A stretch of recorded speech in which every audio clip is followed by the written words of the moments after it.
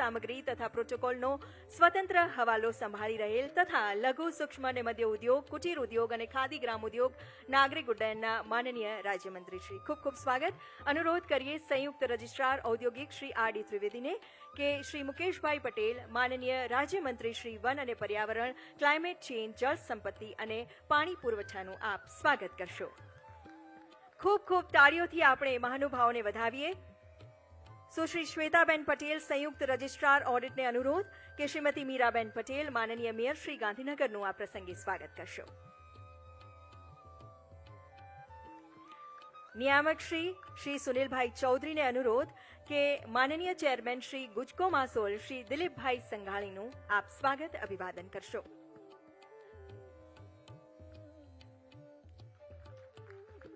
વિનંતી કરીએ મુખ્ય કાર્યપાલક અધિકારી શ્રી એચ.એન. પટેલ સાહેબને, માનનીય શ્રી અજયભાઈ પટેલ, ચેરમેન ગુજરાત રાજ્ય સહકારી બેંકનું આ પ્રસંગે સ્વાગત અભિવાદન કરે.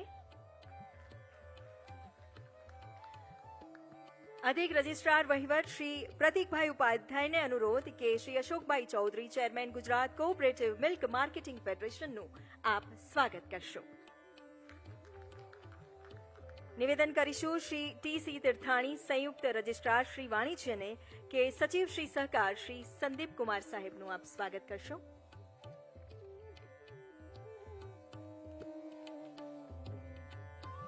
આવો ખૂબ ખૂબ તાળીઓના ગુંજારવ સાથે મહાનુભાવોને આપણે સૌ વધાવી લઈએ. ધન્યવાદ. અને હવે આવકારના આપણા અંતર્ભાવને ચરિતાર્થ કરતા સ્વાગત સંબોધન માટે સાદર વિનંતી કરીએ સચિવ શ્રી સહકાર શ્રી સંદીપ કુમાર સરને.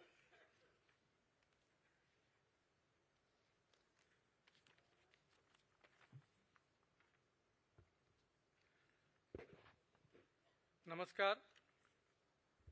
આજના સહકારથી સમૃદ્ધિ કાર્યક્રમમાં ગુજરાતના સહકારી તંત્રને સમગ્ર દેશના મોડલ તરીકે સ્થાપિત કરવામાં મહત્વનો ફાળો આપનાર તથા સહકારી ક્ષેત્રના વિકાસમાં હંમેશા તત્પર રહેનાર માનનીય મુખ્યમંત્રી શ્રી ભૂપેન્દ્રભાઈ પટેલ સાહેબનું આજના આ કાર્યક્રમમાં હું હાર્દિક સ્વાગત કરું છું. ગુજરાત વિધાનસભાના માનનીય અધ્યક્ષશ્રી તથા બનાસ દૂધ સંઘને સમગ્ર એશિયામાં દૂધ ઉત્પાદન ક્ષેત્રે અવ્વલ નંબરે લાવવામાં મહત્વની ભૂમિકા બજાવનાર દૂધ સંઘના ચેરમેન શ્રી શંકરભાઈ ચૌધરીનું આજના કાર્યક્રમમાં હું હાર્દિક સ્વાગત કરું છું. કૃષિ ક્ષેત્રે ખેડૂતોના હિતાર્થે હંમેશા કાર્યરત તથા જામનગર ડિસ્ટ્રિક્ટ કોઓપરેટિવ બેંકમાં મહત્વની ભૂમિકા બજાવનાર માનનીય કૃષિ મંત્રી શ્રી રાઘવજી પટેલનું પણ આજના કાર્યક્રમમાં હાર્દિક સ્વાગત કરું છું. પ્રવાસન, વન અને પર્યાવરણ વિભાગના માન્ય મંત્રીશ્રી તથા જામનગર ડિસ્ટ્રિક્ટ કોઓપરેટિવ બેંકના ડિરેક્ટર શ્રી મુલુભાઈ બેરા સાહેબનો પણ આજના કાર્યક્રમમાં હું હાર્દિક સ્વાગત કરું છું. ગુજરાત રાજ્યમાં સહકારી ક્ષેત્રમાં વિવિધ કાયદાકીય સુધારાઓ ઉપરાંત વહીવટી સુધારાઓ થકી સહકારી ક્ષેત્રમાં લોકહિતાર્થે હંમેશા કાર્યરત રહેનાર માન્ય મંત્રી શ્રી સહકાર શ્રી જગદીશ વિશ્વકર્મા સાહેબનું પણ આજના કાર્યક્રમમાં હું હાર્દિક સ્વાગત કરું છું. માન્ય રાજકક્ષાના મંત્રીશ્રી વન અને પર્યાવરણ અને પાણી પુરવઠા તથા સુરત ડિસ્ટ્રિક્ટ કોઓપરેટિવ બેંકના ડિરેક્ટર શ્રી મુકેશ પટેલ સાહેબનું આજના કાર્યક્રમમાં હું હાર્દિક સ્વાગત કરું છું. માનનીય મેયર શ્રી ગાંધીનગર મહાનગરપાલિકા શ્રીમતી રીતાબેન પટેલનું શ્રી મીરાબેન પટેલનું આજના કાર્યક્રમમાં પણ હું હાર્દિક સ્વાગત કરું છું. ઉપરાંત ઇફકો ચેરમેન અને ગુજરાત રાજ્યના સહકારી આગેવાન શ્રી દિલીપભાઈ સંઘાણી સાહેબનું પણ સ્વાગત કરું છું. ચેરમેન ગુજરાત સહકારી બેંક શ્રી અજયભાઈ પટેલ સાહેબનું પણ સ્વાગત કરું છું. Chairman Gujarat milk marketing federation Ashokbhai ચૌધરીનું પણ હું હાર્દિક સ્વાગત કરું છું. અત્રે ઉપસ્થિત માન્ય ધારાસભ્યશ્રીઓ, દૂધ સંઘો અને જિલ્લા સહકારી બેંકોના માન્ય ચેરમેનશ્રીઓ, અન્ય મહાનુભાવો, સહકારી આગેવાનો, અધિકારીશ્રીઓ, કર્મયોગીઓ, પત્રકાર મિત્રો તથા સૌ સહકારી પરિવારના હું આજના કાર્યક્રમમાં સ્વાગત કરું છું. આજના વિશેષ અવસરે આંતરરાષ્ટ્રીય સહકારિતા વર્ષ 2025ની ઉજવણી હેઠળ આપણે સૌ અહીં સહકારની મૂળ વિભાવના સાથે ગુજરાતમાં સહકારથી સમૃદ્ધિને વધુ વેગવંતી બનાવવા માટે એકત્રિત થયા છીએ. એ આપના સૌ માટે ગૌરવની બાબત છે. ગુજરાત એ દેશના સહકારી આંદોલનનું અગ્રણી કેન્દ્ર રહ્યું છે. સરદાર વલ્લભભાઈ પટેલ જેવી મહાન નેતૃત્વ શક્તિએ સહકારના સિદ્ધાંતોને અનુસાર ખેડૂત અને સામાન્ય માનવી સુધી સહકારના આંદોલનને પહોંચાડવાનું છે. આજે ગુજરાતની હજારો સહકારી સંસ્થાઓ ખેતી, dairy, banking, marketing, credit, housing અને કુટીર ક્ષેત્રે મહત્વનું યોગદાન આપી રહ્યા છે. અમૂલ જેવી સંસ્થાએ સહકારની શક્તિથી વૈશ્વિક ઓળખ બનાવી છે. તેનું ઉદાહરણ સમગ્ર વિશ્વ માટે પ્રેરણા સ્વરૂપ છે. આજના ગુજરાતમાં લાખો લોકો વિવિધ સહકારી સંસ્થાઓ જોડાયેલા છે. ગુજરાતમાં દર ચોથો ગુજરાતીઓ કોઈને કોઈ સહકારી સંસ્થાના સભ્ય છે અને તેનો કોઈને કોઈ સેવાનો લાભ મેળવી રહ્યા છે. આંતરરાષ્ટ્રીય સહકારી વર્ષ 2025 એ સહકાર ક્ષેત્રની નવી દિશાઓ દર્શાવવાનો અવસર છે. માનનીય વડાપ્રધાન શ્રી નરેન્દ્રભાઈ મોદીના સહકારથી સમૃદ્ધિના મંત્રને આધારે ગુજરાત પણ સહકાર ક્ષેત્રમાં નવી તકો ઊભી કરવાની તૈયારી કરી રહી છે. માન્ય કેન્દ્રીય સહકારિતા મંત્રી શ્રી અમિતભાઈ શાહના દીર્ઘ દૃષ્ટિકોણ હેઠળ ભારત સરકાર શ્રીના નવા આયામો હેઠળ ગુજરાતનું સહકારી માળખું ગુજરાતનો વિકાસ કરવા હંમેશા તત્પર છે. આ સહકાર યાત્રામાં દરેક સભ્ય, દરેક સંસ્થા અને દરેક કર્મયોગીઓનું યોગદાન અનમોલ છે, જે થકી ગુજરાતની સહકારી પ્રવૃત્તિ સમગ્ર દેશમાં સહકારી ક્ષેત્રે વિકાસ મોડેલ તરીકે ઉભરી આવી છે. સહકારિતા ક્ષેત્રના વિવિધ પહેલોનો વધુ વ્યાપ વધે તે માટે માન્ય મુખ્યમંત્રીશ્રીની પ્રેરણાથી માન્ય સહકાર મંત્રીશ્રીની આગેવાની હેઠળ સહકાર વિભાગ દ્વારા દરેક જિલ્લા ખાતે આવેલ દૂધ સંઘો, બેંકો, એપીએમસીના હોદ્દેદારો સાથે સીધો સંવાદ કરવામાં આવી રહેલ છે. તે સંવાદના અનુભવની વાત કરીએ તો સહકારિતામાં સહકાર તથા પેક્સ કોમ્પ્યુટરાઇઝેશન જેવી વિવિધ પહેલો અંતર્ગત ઘણી સારી કામગીરી થઈ રહેલ છે અને એમાં આપ સૌના સહયોગ અને ભાગીદારીથી હજી વધુ ઘણી કામગીરી આપણે કરી શકીએ છીએ. તો આજના આ કાર્યક્રમમાં ફરીથી આપ સૌનું ભાવભર્યું સ્વાગત કરીને આનંદની લાગણીઓ અનુભવું છું. ધન્યવાદ.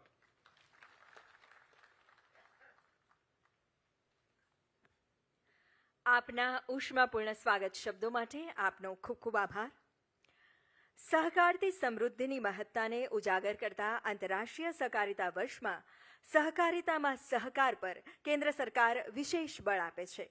આવો સહકારી ક્ષેત્રે વિવિધ વિકાસલક્ષી પહેલો વિશે પ્રેઝન્ટેશન આપવા માટે હવે આમંત્રિત કરીએ જીએસસી બેંકના માનનીય સીઈઓ શ્રી પ્રદીપભાઈ વોરાને. નમસ્કાર. ગુજરાત રાજ્યમાં સહકારથી સમૃદ્ધિ કાર્યક્રમ હેઠળ થયેલી પ્રગતિનો હું બ્રીફ રિપોર્ટ રજૂ કરું છું. આ પ્રોજેક્ટના મુખ્ય હેતુઓ હતા કે સહકારી સંસ્થાઓ વચ્ચે સમન્વય સધાય. અત્યાર સુધી સહકારી સંસ્થાઓ પ્રાઇવેટ બેન્કો અને કમર્શિયલ બેન્કો સાથે એના નાણાકીય વ્યવહારો કરતી હતી, પરંતુ આ પ્રોજેક્ટની નીચે દરેક સંસ્થાઓને સહકારી બેન્કો સાથે સાંકળી લઈને અને જે સંસાધનો છે કે સહકાર ક્ષેત્રમાંથી ઉપાર્જન થાય છે એ બધા જ સંસાધનો એટલે નાણાકીય રિસોર્સિસ છે એ બધા સહકારી ક્ષેત્રના જ બેનિફિશિયરીઝ જે પશુપાલકો છે, ખેડૂતો છે અને એ સિવાયના આર્ટિસન્સને એ લોકો છે એના માટે ઉપયોગ થાય એ આનો મુખ્ય હેતુ છે.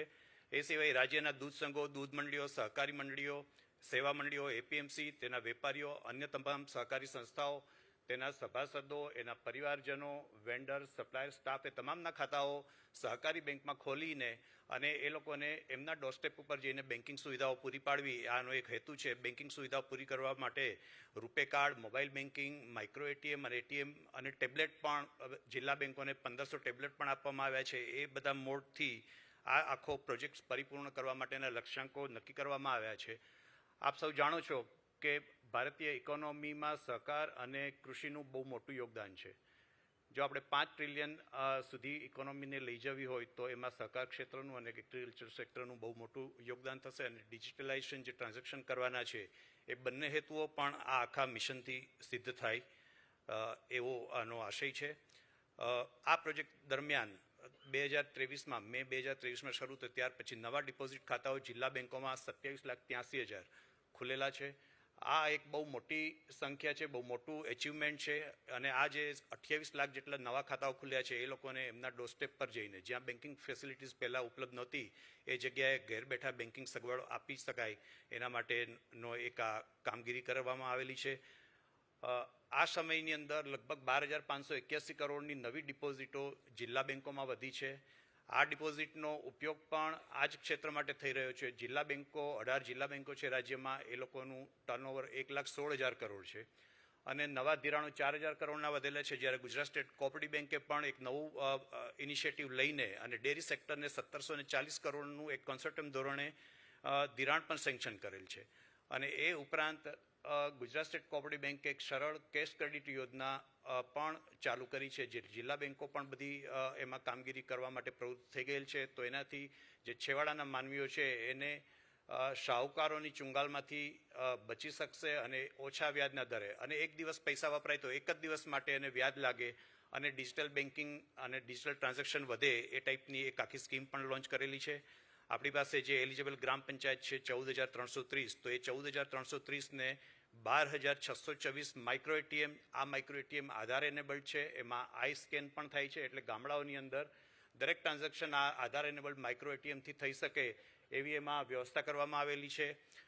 બેંક મિત્ર બનાવેલા છે સોસાયટીઓને, અને એને જ આ માઇક્રો એટીએમનો બીજો એક ફાયદો એ છે કે દૂધ મંડળીઓને મહત્તમ માઇક્રો એટીએમ આપવામાં આવેલા છે. તો માઇક્રો એટીએમમાંથી ટ્રાન્ઝેક્શન કરીને જે પણ કમિશનની ઇન્કમ થાય છે એની એક સેકન્ડરી ઇન્કમ ઊભી થાય છે, એની સસ્ટેનેબિલિટી પણ વધે છે.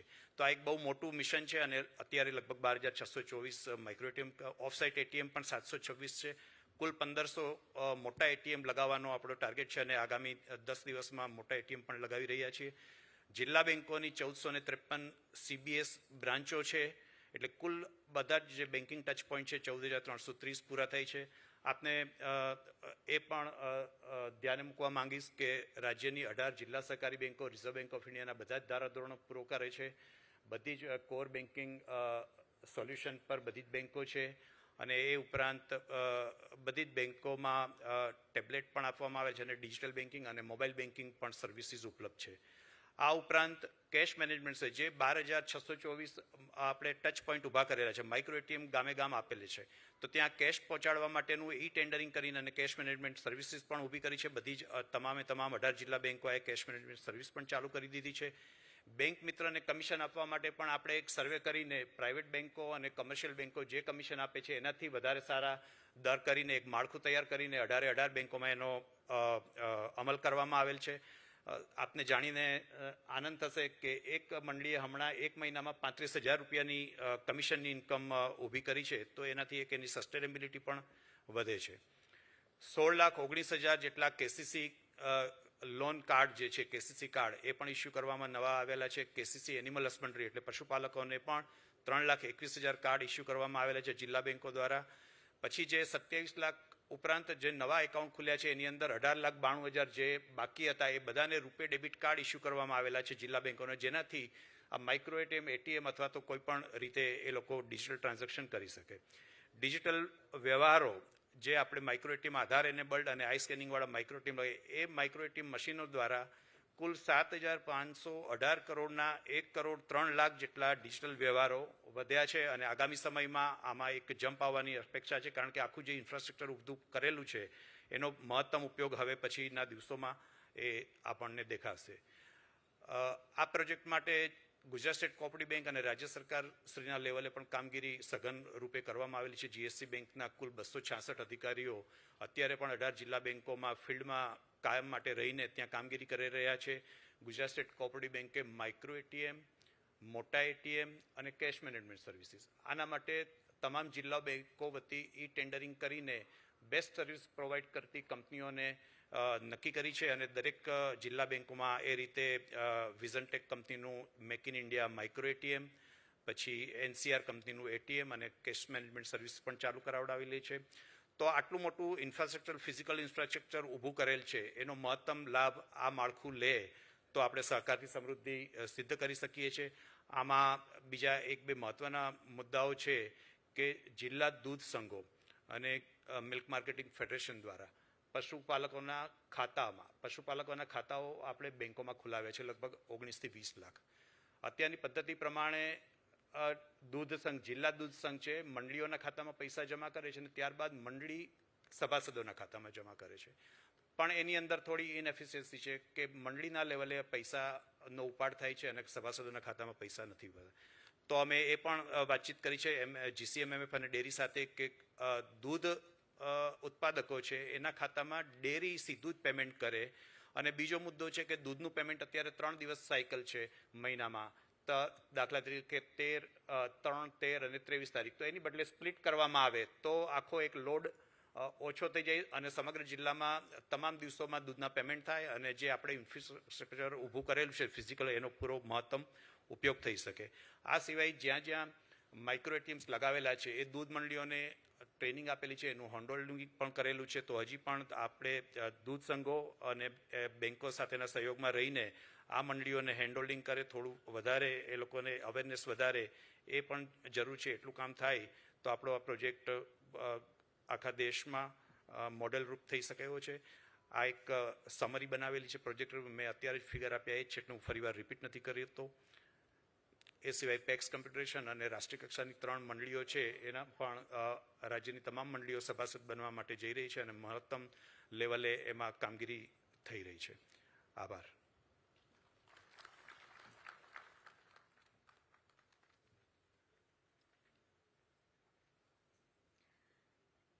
ખૂબ ખૂબ આભાર. ગુજરાત રાજ્ય સહકારી બેંક વિકાસોન્મુખ અનેકવિધ પગલાઓ થકી સહકારિતાના સાફલ્યને ઉજાગર કરે છે. આ પ્રસંગે વિનંતી કરીશ ગુજરાત રાજ્ય સહકારી બેંકના માનનીય ચેરમેન શ્રી અજયભાઈ પટેલને આપના પ્રાસંગિક ઉદ્બોધન માટે આપ પધારશો.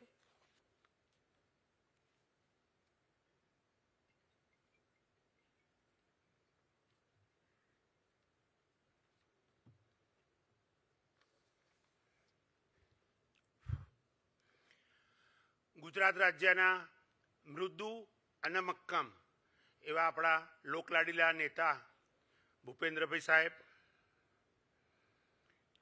માનનીય મંત્રી શ્રી રાઘવજીભાઈ સાહેબ, માનનીય મંત્રી શ્રી મોડુભાઈ બેરા સાહેબ, માનનીય મંત્રી શ્રી જગદીશભાઈ વિશ્વકર્મા, જેઓ આખા ગુજરાતમાં તમામ જિલ્લામાં જિલ્લા લેવલે દરેક સેવા સહકારી મંડળી અને પશુપાલક મંડળી એના ચેરમેન શ્રી, સેક્રેટરી શ્રી સાથે ઇન્ટરેક્શન કરી અને આ જે પાયલોટ પ્રોજેક્ટનું કામ કરી રહ્યા છે. માન્ય મંત્રી શ્રી મુકેશભાઈ સાહેબ, મેયર શ્રી મીરાબેન, મારા સાથી વડીલ મિત્ર અને ઇફકોના ચેરમેન દિલીપભાઈ સાહેબ, અમૂલ ફેડરેશનના ચેરમેન અશોકભાઈ, સહકારી સચિવ સંદીપ કુમાર સાહેબ, સહકાર વિભાગના તમામ અધિકારીઓ, આપણે જુદી જુદી જિલ્લા બેન્કોમાંથી પધારેલ ચેરમેનશ્રીઓ, MD Shri, board of director Shri, જુદી જુદી ડેરીમાંથી પધારેલ ચેરમેનશ્રીઓ, બોર્ડ ઓફ ડિરેક્ટર્સ અને સીઈઓ અને અમૂલ ફેડરેશનના એમડી મહેતા સાહેબ, તમામ સહકારી આગેવાનો, આજે જે હમણાં પ્રેઝન્ટેશન તમે જોયું, Gujarat state cooperative bank Amitbhai સાહેબને જ્યારથી સહકારી મંત્રી સહકાર વિભાગ સોંપવામાં આવ્યું, નરેન્દ્રભાઈ સાહેબે સહકાર વિભાગ 4 વર્ષ પહેલાં સ્થાપના કરી અને અમિતભાઈ સાહેબને સોંપ્યું, ત્યારથી અમિતભાઈ સાહેબ કેવી રીતે મંડળી સક્ષમ થાય એના પ્રયત્નો કરી રહ્યા છે. અને મંડળી સક્ષમ થશે તો ખેડૂતોને મદદરૂપ થશે અને મંડળી સક્ષમ થશે તો બેંક બી સક્ષમ થશે. આ જે એક હેતુથી કામ કરી રહ્યા છે, ત્યારે જે પાયલોટ પ્રોજેક્ટમાં બનાસકાંઠા અને પંચમહાલ એમણે પહેલા હાથ ઉપર લીધું, એનું ઉદ્ઘાટન તો આપણા માનનીય મુખ્યમંત્રી શ્રી ભૂપેન્દ્રભાઈ સાહેબે જ કર્યું હતું. અને ભૂપેન્દ્રભાઈ સાહેબે એ વખતે ઉદ્ઘાટન કર્યું. એ ઉપરાંત ભૂપેન્દ્રભાઈ સાહેબની સરકારમાં જ્યારે 7% પૈસા આપણે જે 3% રાજ્ય સરકાર આપે છે અને કેન્દ્ર સરકાર 4% આપે છે, એ જે કેન્દ્ર સરકારને જે 3% છે એ થોડા ટાઈમ લાગતો હતો, એ પૈસાનું રાજ્ય સરકારે ભૂપેન્દ્રભાઈ સાહેબે 500 કરોડ રૂપિયાનું બજેટ ફાળવી અને ગુજરાત સ્ટેટ કોઓપરેટિવ બેંકને જવાબદારી સોંપી કે ખેડૂતોને 0% પહેલી જ મિનિટે પૈસા મળી રહે. એના માટે જગદીશભાઈ સાહેબ અને ભૂપેન્દ્રભાઈ સાહેબે, શંકરભાઈ સાહેબે એમાં બધાએ પ્રયત્ન કર્યો હતો અને એ બધું સાક્ષર થયું. આજે આપણે ખેડૂતોને તરત તાત્કાલિક 0% પૈસા આપી શકીએ છીએ. અને જે અમિતભાઈ સાહેબનું સપનું છે કે નરેન્દ્રભાઈ સાહેબ ઈચ્છે છે કે નરેન્દ્રભાઈ સાહેબ ઈચ્છે છે કે ડિજિટલાઇઝેશન ગુજરાત બને, ગુજરાતની આખા દેશમાં ડિજિટલાઇઝેશન થાય.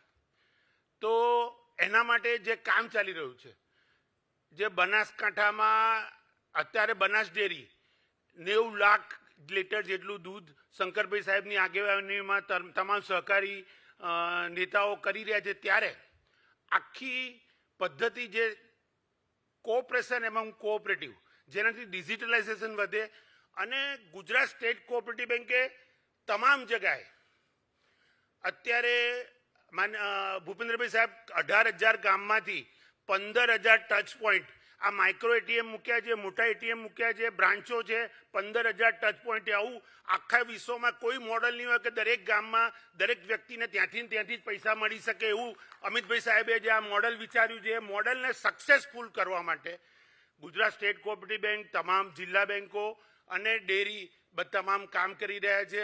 શંકરભાઈ સાહેબ ને દિલીપભાઈ સાહેબની લીડરશીપમાં જ્યારે અમિતભાઈ સાહેબે 2002માં માધુપુરા બેંક થઈ ત્યારે બી કોઓપરેટિવ સેક્ટરને એક નવી દિશા આપી હતી. એ પછી 2007માં નેશનલાઇઝ બેંકોની જોડે પેક્સને જોડવાનું આવ્યું ત્યારે બી આખી એમણે ઇનિશિયેટિવ લઈ અને સરસ રીતે કામ કરી દીધું. અને જ્યારે 9% CRR બેંકનો કરવાનો આવ્યો અને એ વખતે જે પૈસા ખૂટતા હતા એ વખતે અમે શંકરભાઈ સાહેબ અને દિલીપભાઈ સાહેબ ગયા અને અમિતભાઈ સાહેબે નરેન્દ્રભાઈ સાહેબ પાસે લઈ જઈ અને એ વખતે કોઈ પાર્ટી નહીં, કઈ પાર્ટીની બેંક છે એવું નહીં, પણ બધી બેંકોને મદદરૂપ કરી અને ગુજરાતમાં મોડેલ જે 18 સક્સેસફુલ ડિસ્ટ્રિક્ટ કોઓપરેટિવ બેંક અત્યારે રિઝર્વ બેંકના તમામ પેરામીટર પૂરા કરે છે અને સરસ રીતે કામ કરી રહી છે. સાહેબ, આ માઇક્રો એટીએમ એક જાતની બેંક જ છે. એમાં તમને પૈસા ઉપાડી શકાય, પૈસા મૂકી શકાય, લોન આપી શકાય, એનપીએની રિકવરી કરી શકાય. અને હમણાં જ પ્રદીપભાઈએ કીધું એમ 35,000 એક બેંકને એક જે ગામમાં જે સરસ રીતે કામ કરીએ એ ગામને 35,000 જેટલી એની આવક થઈ. એટલે માઇક્રો એટીએમથી આપણે જે અમિતભાઈ સાહેબનું સપનું છે કે ભાઈ આપણે ડિજિટલાઇઝેશન અને ડિજિટલાઇઝેશન માટે અમિતભાઈ સાહેબ જે લેવલે જગદીશભાઈને અમે બધાને મહેનત કરવાનું કામ સોંપ્યું છે અને અમારી પાસે ઉઘરાણી કરે છે એ લેવલે આપણે બધાએ દોડવું પડે એવું છે. હજી આપણે દોડવામાં થોડા ખામી છે. અને ભૂપેન્દ્રભાઈ સાહેબ, અમે જે 2.5 વર્ષ પહેલાં બનાસકાંઠામાં શંકરભાઈ સાહેબે અને પંચમહાલમાં જેઠાભાઈએ જે રીતે અમે પાયલોટ પ્રોજેક્ટ કર્યો એ રીતે તમામ ગુજરાતની બેંકોને અને ડેરીને જોડી અને જે કામ કરવા માગીએ છીએ એમાં હજી અમે 70-75% જ પહોંચ્યા છે. અને એના કારણોમાં સૌથી મહત્વનું કારણ એ છે કે અમૂલ ફેડરેશન પશુપાલકોને ડાયરેક્ટ આમાં શું છે સાહેબ કે આટલું બધું ઇન્ફ્રાસ્ટ્રક્ચર 15,000 ગામમાં થઈ ગયું, હવે ટચ પોઈન્ટ થઈ ગયો હતો અને બધે જ કેશ મેનેજમેન્ટ સર્વિસ થઈ ગઈ છે. અને જે બી ડેરીએ કે જે બી, હું તો અમદાવાદ ડિસ્ટ્રિક્ટ બેંકની વાત કરું તો અમદાવાદ ડિસ્ટ્રિક્ટ બેંકે તો અમદાવાદ શહેરમાં 100થી 150 મોટા એટીએમ નાખવાનું નક્કી કર્યું છે. કારણ કે જો બીજી એટીએમમાં જાય તો 19 રૂપિયા ચાર્જ થાય છે. એટલે બહુ સરસ રીતે કામ ઇન્ફ્રાસ્ટ્રક્ચર બની ગયું છે. એનો ઉપયોગ કરવા માટે પશુપાલકના ખાતામાં સીધા પૈસા જાય એ બહુ મહત્વનું છે. અને એ થવાથી અને એને બીજું જે સાયકલ 3-10 દિવસે પૈસા મળે છે એને દરેક તાલુકા વાઇઝ ગોઠવી અને જો થાય તો આવું સ્ટ્રક્ચર આખા વિશ્વમાં ક્યાંય હોઈ શકે નહીં. અને માનનીય અમિતભાઈ સાહેબ ને નરેન્દ્રભાઈ સાહેબ બધા સાંસદોને લગભગ અત્યાર સુધી 4 સ્ટેટના કોઓપરેટિવ મિનિસ્ટર અહીંયા વિઝિટ કરી ચૂક્યા છે અને ગુજરાત મોડલ જોઈ શક્યા છે. ત્યારે અત્યારે જે આપણે કામ અહીંયા અમારું કામ ચાલે છે એમાં સાહેબ અમારે 18 જેટલી જિલ્લા બેંકમાંથી 4 જેટલી જિલ્લા બેંકો હજી માનસિકતા અને ઈચ્છા શક્તિ જેટલી જોઈએ એટલી ધરાવતી નથી. એવી જ રીતે 21 જેટલા દૂધ સંઘ છે એમાંથી 14 જેટલા દૂધ સંઘ હજી જેટલા આમાં સાહેબ જે જૂની પદ્ધતિ છે એમાંથી ફેરફાર કરવા માટે માનસિકતા બદલવી પડે. ને માનનીય અમિતભાઈ સાહેબ અને નરેન્દ્રભાઈ સાહેબ જે ઈચ્છે છે એ પરિણામ આપણે લાવી આપીએ. ખરેખર આ જો શક્ય બન્યું અને જે બદલાયું આ બધા તમે બધાએ સહકાર આપ્યો અને આ જો લેવલે કામ થયું તો આવું મોડલ ક્યાંય હોઈ નહીં શકે. દરેક બેંક નાનામાં નાના માણસને કાસા ડિપોઝિટમાં 3% આપવાના છે અને ફિક્સ ડિપોઝિટમાં 7.5% આપવાના છે. એટલે 5%થી નીચે પૈસા આપશે. એ લેવલે આખું સ્ટ્રક્ચર બની જશે. અમિતભાઈ સાહેબનું વિઝન, અમિતભાઈ સાહેબે આવી રીતે અમદાવાદ ડિસ્ટ્રિક્ટ કોઓપરેટિવ બેંક ખરેખર બહુ ખરાબ પરિસ્થિતિમાંથી તેથી બહાર કાઢી હતી. એમણે બરાબર સમજ છે અને એમણે જે અભિયાન લીધું છે એ અભિયાનમાં જો આપણે બધા સાથ સહકાર આપીએ તો એક લેવલથી જુદું કામ થઈ શકે. અને ખરેખર બહુ સુંદર ઇનિશિયેટિવ છે. એમાં ગુજરાત સરકારના સહકાર વિભાગ અને ડિસ્ટ્રિક્ટ રજિસ્ટ્રાર તમામ સહકાર આપે છે. આપણે સહકારી આગેવાનોએ લીડરશિપ લઈ અને ગામના વ્યક્તિને જેને જરૂરિયાતમંદ લોકો છે અને એમને ગામમાંથી એક ગામમાંથી બીજે ગામ પૈસા લેવા ના જવું પડે અથવા વ્યવહાર કરવા ના જવું પડે. આવું ટચ પોઈન્ટ જો ઇન્ફ્રાસ્ટ્રક્ચર બની ગયું છે એનો ઉપયોગ કરીએ તો બહુ સરસ વાતાવરણ બનશે. તમે બધા આમાં સહકાર આપો એવી તમારા પાસે અપેક્ષા છે. રાજ્ય સરકાર એટલે ભૂપેન્દ્રભાઈ સાહેબ, જગદીશભાઈ સાહેબ આ બધા દોડે છે અને તમને બધાને મળે છે, પણ આપણે સહકારી આગેવાનોથી એક લેવલથી વધારે કામ કરી અને આમાં સહકાર આપીએ તો આપણા માન્ય વડાપ્રધાન શ્રી નરેન્દ્ર મોદી સાહેબ અને અમિતભાઈ જે ડિજિટલાઇઝેશન દુનિયા વિચારે છે એમાં ગુજરાત એક સરસ મોડલ થાય એવી આ યોજના છે. તો બધા સહકાર આપે એવી અપેક્ષા સાથે જય સરકાર, જય જય ગરવી ગુજરાત. આપના માહિતીસભર સંબોધન માટે ખૂબ ખૂબ આભાર. વિકસિત ભારતના સંકલ્પને સાકાર કરવામાં સહકાર ક્ષેત્રની ચાવીરૂપ ભૂમિકા છે. ગુજરાત એટલે ગતિ પ્રગતિની ભૂમિ, સહકારની ભૂમિ. વિશ્વને સહકારી માળખાનો પરિચય કરાવનાર ગુજરાતના સહકારી ક્ષેત્રને જેમનું ઉન્નત માર્ગદર્શન સાંપડી રહ્યું છે તેવા માનનીય સહકાર મંત્રી શ્રી ગુજરાત રાજ્ય શ્રી જગદીશભાઈ વિશ્વકર્માને આવો આપણે સૌ સાદર આમંત્રિત કરીએ આપના સંબોધન માટે, માર્ગદર્શન માટે.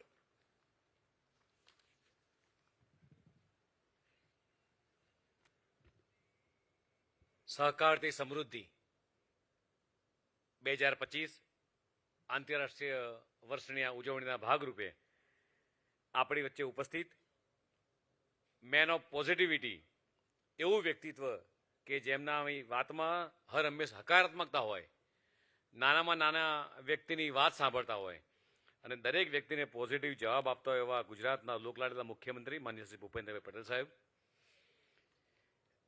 ગુજરાત રાજ્યના વિધાનસભાના અધ્યક્ષ શ્રી માનનીય શંકરભાઈ સાહેબ, આમ તો ત્રણેય જણા બેંકના ડિરેક્ટરો છે અને સાથી મંત્રી પણ છે એવા શ્રી રાઘવજીભાઈ, મુળુભાઈ અને મુકેશભાઈ શ્રી, ગાંધીનગરના મેયર બેનશ્રી, શ્રી દિલીપભાઈ, અમે બંને વાત કરતા હતા કે જ્યારે ગુજકો મસ્કલનો વહીવટ હાથમાં લીધો ત્યારે નફો 5 કરોડ હતો, આજે 125 કરોડ નફાએ પહોંચી છે એવા ચેરમેન શ્રી દિલીપભાઈ સંઘાણીજી.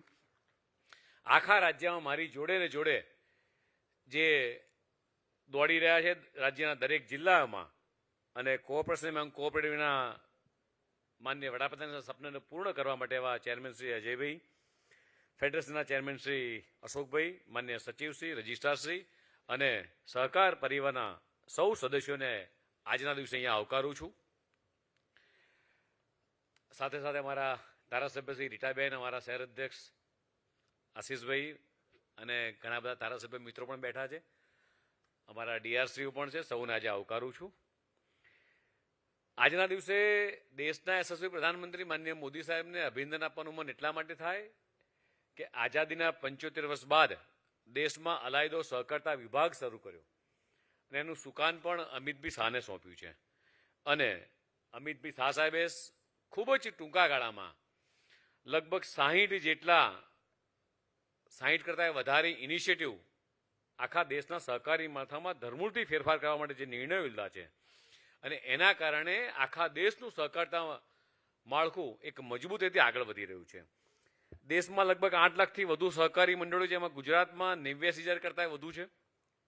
દેશમાં 30 કરોડ કરતાં વધુ સભાસદો, ગુજરાતની વાત કરું તો લગભગ 1,80,00,000 સભાસદો અને ભારતમાં 1,08,000 પેક્સની સામે ગુજરાતમાં 10,000 કરતું વધુ પેક્સ અને એમાંય માન્ય અમિતભાઈ શાહ સાહેબે આખા દેશની તમામે તમામ સેવા સહકારી મંડળીને મોડલ બાયલો સાથે સ્વીકારી, દરેક પેક્સને કોમ્પ્યુટરાઇઝ અને સાથે સાથે આ બધી જ એના બાયલોઝો બદલ્યા બાદ દરેક ગામની પેક્સ, દરેક ગામનો ખેડૂત મજબૂત થાય, ગામ મજબૂત થાય તે દિશામાં જે રીતે કામ કરી રહ્યા છે એની જે રીતે પહેલ ઉપાડી છે અને એમાં જે રીતે અમે જિલ્લે ફરી રહ્યા છીએ કે દરેક પેક્સમાં કોમન સર્વિસ સેન્ટર શરૂ થાય, દરેક પેક્સ જનઔષધિ કેન્દ્રો ખોલે, CSC સેન્ટર ખુલે.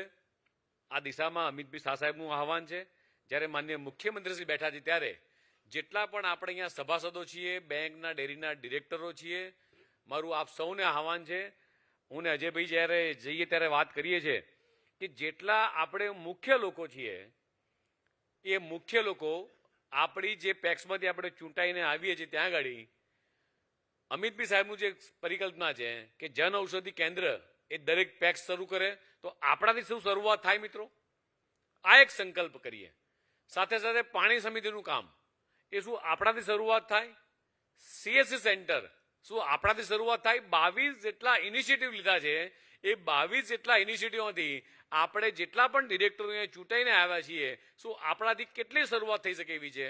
જો આપણે શરૂઆત કરીએ તો મારી દ્રષ્ટિએ લગભગ 600 જેટલી એક ગામની સેવા સહકારી મંડળીમાં અમિતભાઈ શાહ સાહેબનું જે સપનું છે, માનનીય વડાપ્રધાન નરેન્દ્ર મોદીજીનું જે સપનું છે, એ સપનું આપણે વહેલી તકે આપણે પરિપૂર્ણ કરી શકીએ. અત્યારે જે જિલ્લા વાઇઝ અમે લોકો જે બેઠક કરવા જઈએ છીએ, ત્યાં આગળ એક national cooperative export limited, national cooperative organic limited અને ભારતીય બીજ સમિતિ લિમિટેડ, આ ત્રણેયના કેમ્પ પણ રાખે છે. હું માનનીય શંકરભાઈ સાહેબને અભિનંદન આપીશ કે બનાસકાંઠા જિલ્લાની અંદર જ્યારે મેં ત્યાં લાઈવ કેમ્પ કર્યો તો એક જ દિવસે માનનીય મુખ્યમંત્રી સાહેબ ત્યાં 350 જેટલી, એટલે 3 ની અંદર 350 પેક્સ એ સભાસદ બની. મહેસાણા જિલ્લામાં પણ માન્ય અશોકભાઈએ સારો પ્રયાસ કર્યો, 150 જેટલી પેક્સ સભાસદ બની છે. એમ જેટલા પણ સહકારી આગેવાનો છે એ પોતાના જિલ્લાની લીડ લે અને પોતાના જિલ્લાની લીડ લઈ અને તમામે 3 નેશનલ કોઓપરેટિવ જે મંડળીઓ નોંધી છે એમાં વહેલી તકે આપણે મિત્રો સભાસદ થવાનું છે. માન્ય અમિતભાઈ શાહ સાહેબ જે રીતે આજે આપણે અહીંયા ભેગા થયા છીએ, દરેક જિલ્લામાં અમારો રિવ્યુ બેઠક થઈ રહ્યો છે. કદાચ તમને જાણીને નવાઈ લાગશે, પણ અમિતભાઈ શાહ સાહેબ એક સામાન્ય ગામની બનાસકાંઠાની પેક્સમાં જઈ અને રૂબરૂ કામગીરી જોઈ કે આ કામગીરી કેવી થઈ રહી છે. અને એટલા માટે મિત્રો તમને બધાને મારું આહવાન છે કે આગામી દિવસોમાં અમિતભાઈ શાહ સાહેબ પણ આ વસ્તુને જોવા માટે મિત્રો એ પોતે નીચે ઉતરવાના છે. કોઓપરેશન એમોંગ કોઓપરેટિવનું પ્રેઝન્ટેશન પ્રદીપભાઈ વોરાએ આપ્યું છે, માન્ય અજયભાઈએ પણ વાત કરી છે. આ મોમેન્ટ આખા દેશમાં ગુજરાત રાજ્ય સૌથી પ્રથમ છે અને આખા દેશમાંથી અલગ અલગ મંત્રાલયના લોકો, મિનિસ્ટર્સથી માંડીને બધા જ લોકો, સહકારી આગેવાનો એ ગુજરાત રાજ્યમાં બનાસકાંઠા હોય, પંચમહાલ હોય, એ આ જોવા માટે આવી રહ્યા છે.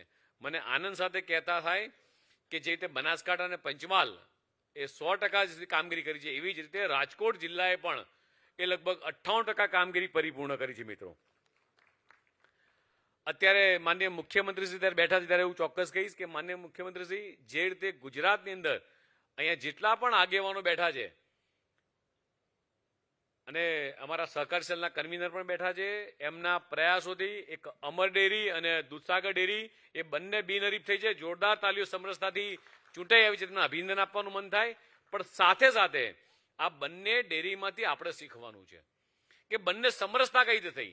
આખા રાજ્યના લગભગ છેલ્લા 2 વર્ષના ગાળામાં મોટા ભાગના ઇલેક્શનો રાજ્ય સરકાર અને સહકારતા સેલ સફળ રહ્યો છે, પ્રદેશ સંગઠનમાં સફળ રહ્યું છે કે આને સમરસતા કરવામાં. તમામ આગેવાનોને મારી વિનંતી છે કે જેટલા પણ જગ્યાએ ઇલેક્શનો આવતા હોય, આપણે લોકો જો પારદર્શિકતા રાખીશું, વહાલા દવાલી નીતિ નહીં અપનાવીએ તો રાજ્ય સરકારની જેમ છે, માનનીય મુખ્યમંત્રીની જેમ છે, હમણાં આવતા એમણે રસ્તામાં કીધું પાછું કે સમરસ ઇલેક્શન કેટલી જગ્યા થઈ રહ્યા છે.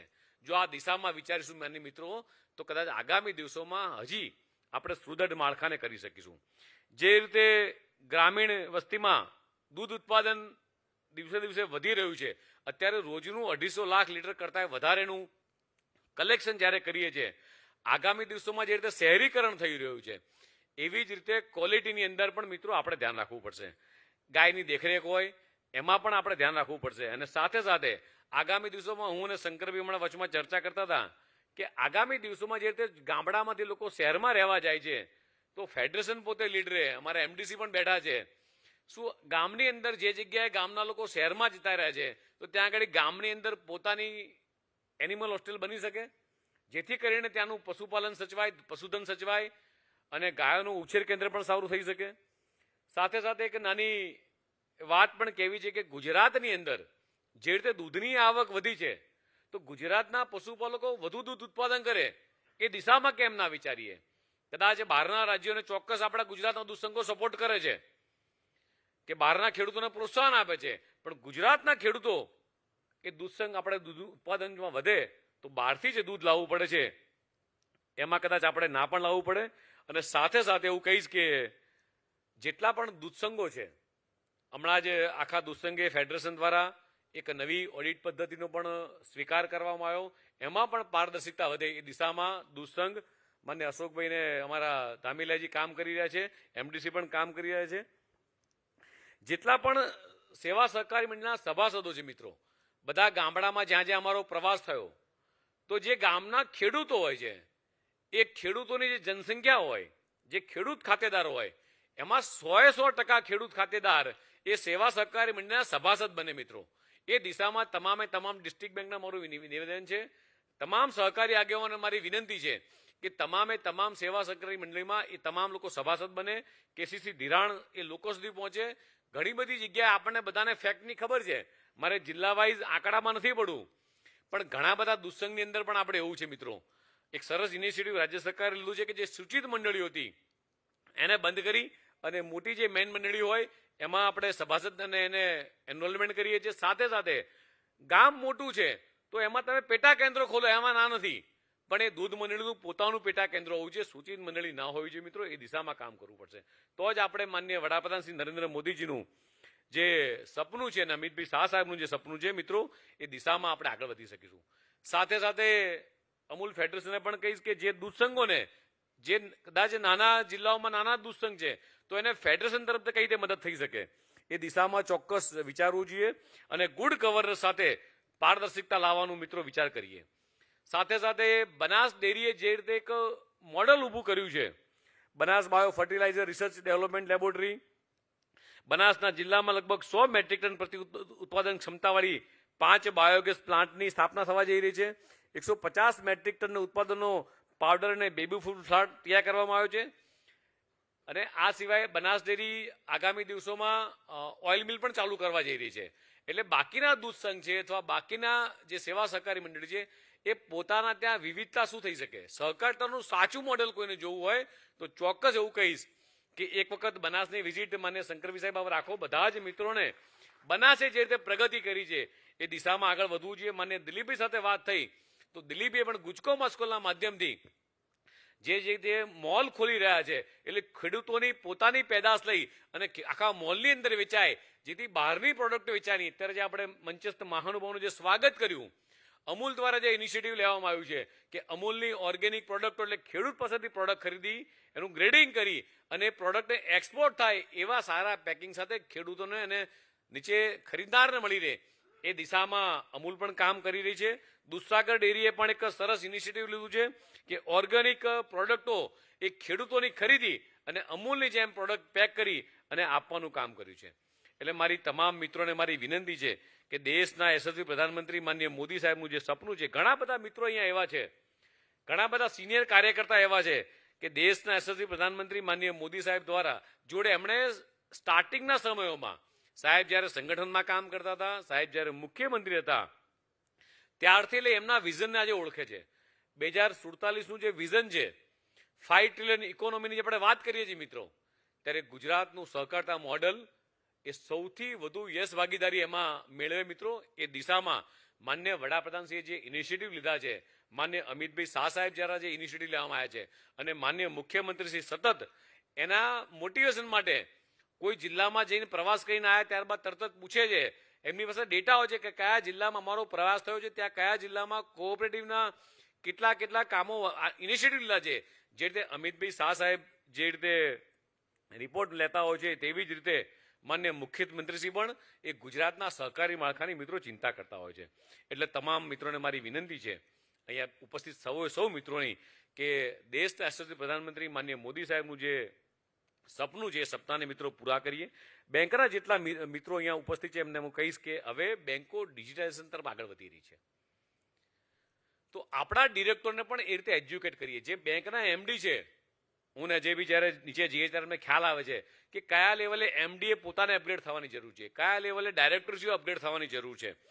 જો બેંકનું માળખું મજબૂત હશે, જે રીતે ડિપોઝિટો વધી રહી છે, જે રીતે બિઝનેસ વધી રહ્યો છે, તો જો બેંકના માળખાને મજબૂત નહીં કરીએ મિત્રો, તો આગામી દિવસોમાં આ બિઝનેસને આપણે વધારી નહીં શકીએ. એ દિશામાં જે રીતે સાયબર સિક્યુરિટી, જે સાયબર ક્રાઇમ થઈ રહ્યા છે, જીએસી બેંકે જે ઇનિશિયેટિવ લીધા છે, એ દરેક જિલ્લાની અંદર જેટલી પણ ડિસ્ટ્રિક્ટ બેંકો છે, આ તમામ પ્રકારે મિત્રો તમારા મેનેજર્સ લઈ, તમારા બેંકના નીચેની ટીમને નહીં અને મિત્રો આના કાર્યક્રમ કરવા જોઈએ અને ડિપોઝિટરનો વિશ્વાસ વધવો જોઈએ મિત્રો કે જે રીતે અમારી ડિસ્ટ્રિક્ટ બેંક કામ કરી રહી છે. અત્યારે આખા રાજ્યની અંદર તમામે તમામ જગ્યાએ માઇક્રો એટીએમ આપવામાં સફળ થયા છીએ. અજયભાઈએ વાત કરી કે એક બેંક મિત્ર મહેસાણા ડિસ્ટ્રિક્ટનો વિનોદભાઈ બેઠા છે, કાલે વિનોદભાઈ વાત કરતા હતા મહેસાણાની અંદર કે એક બેંક મિત્ર જો 34,000 રૂપિયાનું જો કમિશન કમાઈ શકતા હોય એની પરિકલ્પના કરો તમે કે જે પ્રાઇવેટ બેંકમાં જે પૈસા જતા હતા, પ્રાઇવેટ બેંકના લોકો કમાતા હતા, એના કરતાં આપણા જ ગામનો યુવા કમાય, યુવાઓ અને મહિલાઓની સહકારિતામાં ભાગીદારી વધે એ દિશામાં મિત્રો અમિતભાઈ શાહ સાહેબ અને માન્ય મોદી સાહેબનું જે લક્ષ્યાંક છે એ પૂરી કરીએ. સુરેન્દ્રનગર બેંક અને કચ્છ બેંકની વાત કરું તો બંને બેંકની સ્થિતિ આપણને ખબર છે, પણ છતાંય આ બંને બેંકોએ જીએસટીના માધ્યમથી, રાજ્ય સરકારના સપોર્ટથી, માન્ય મુખ્યમંત્રીના સપોર્ટથી પહેલા કરતાં ખૂબ જ સારી પરિસ્થિતિમાં તમે લોકો જે કામગીરી કરી રહ્યા છો એ બંને બેંકો એટલા માટે આપણને બધાને પરિસ્થિતિ ખબર હતી કે 20 વર્ષ પહેલાની પરિસ્થિતિ શું હતી અને આજે શું પરિસ્થિતિ છે. એટલે બંને બેંકોને મિત્રો અભિનંદન આપું છું. અમિતભાઈ શાહ સાહેબે જે હમણાં જ આણંદ ખાતે ત્રિભુવન યુનિવર્સિટીનું ખાતમુહૂર્ત કર્યું. મિત્રો આગામી દિવસોમાં સહકારિતામાં આપણને ત્યાંથી કર્મચારી તો મળી રહેશે, પણ સાથે સાથે સારા લીડર મળી રહે. વર્ષોથી મિત્રો આપણે બધા કામ કરીએ છીએ, તો શું આપણે નવી જનરેશન માટે ગેપ મૂકી શકીએ કે નવી જનરેશનને સહકારિતામાં જોડી શકીએ?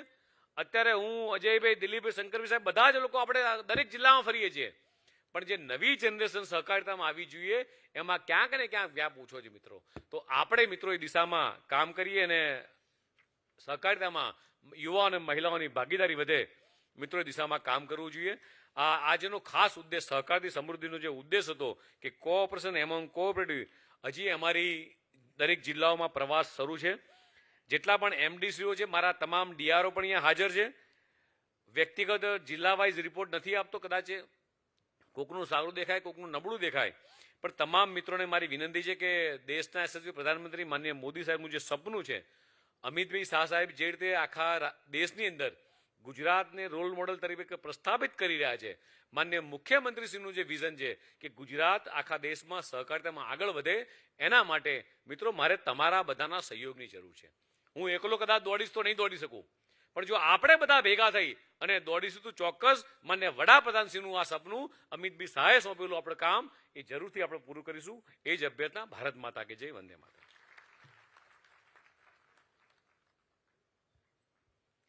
આપના પ્રેરણાસભર સંબોધન માટે ખૂબ ખૂબ આભાર માનનીય મંત્રીશ્રી આપનો. અને હવે સહકારિતાને જેમણે સુપેરે આત્મસાત કર્યું છે એવા આપણી વચ્ચે મંચ પર બિરાજમાન ગુજરાત વિધાનસભાના માનનીય અધ્યક્ષ શ્રી શંકરભાઈ ચૌધરીને આદરસહ આમંત્રિત કરીએ આપના સંબોધન માટે.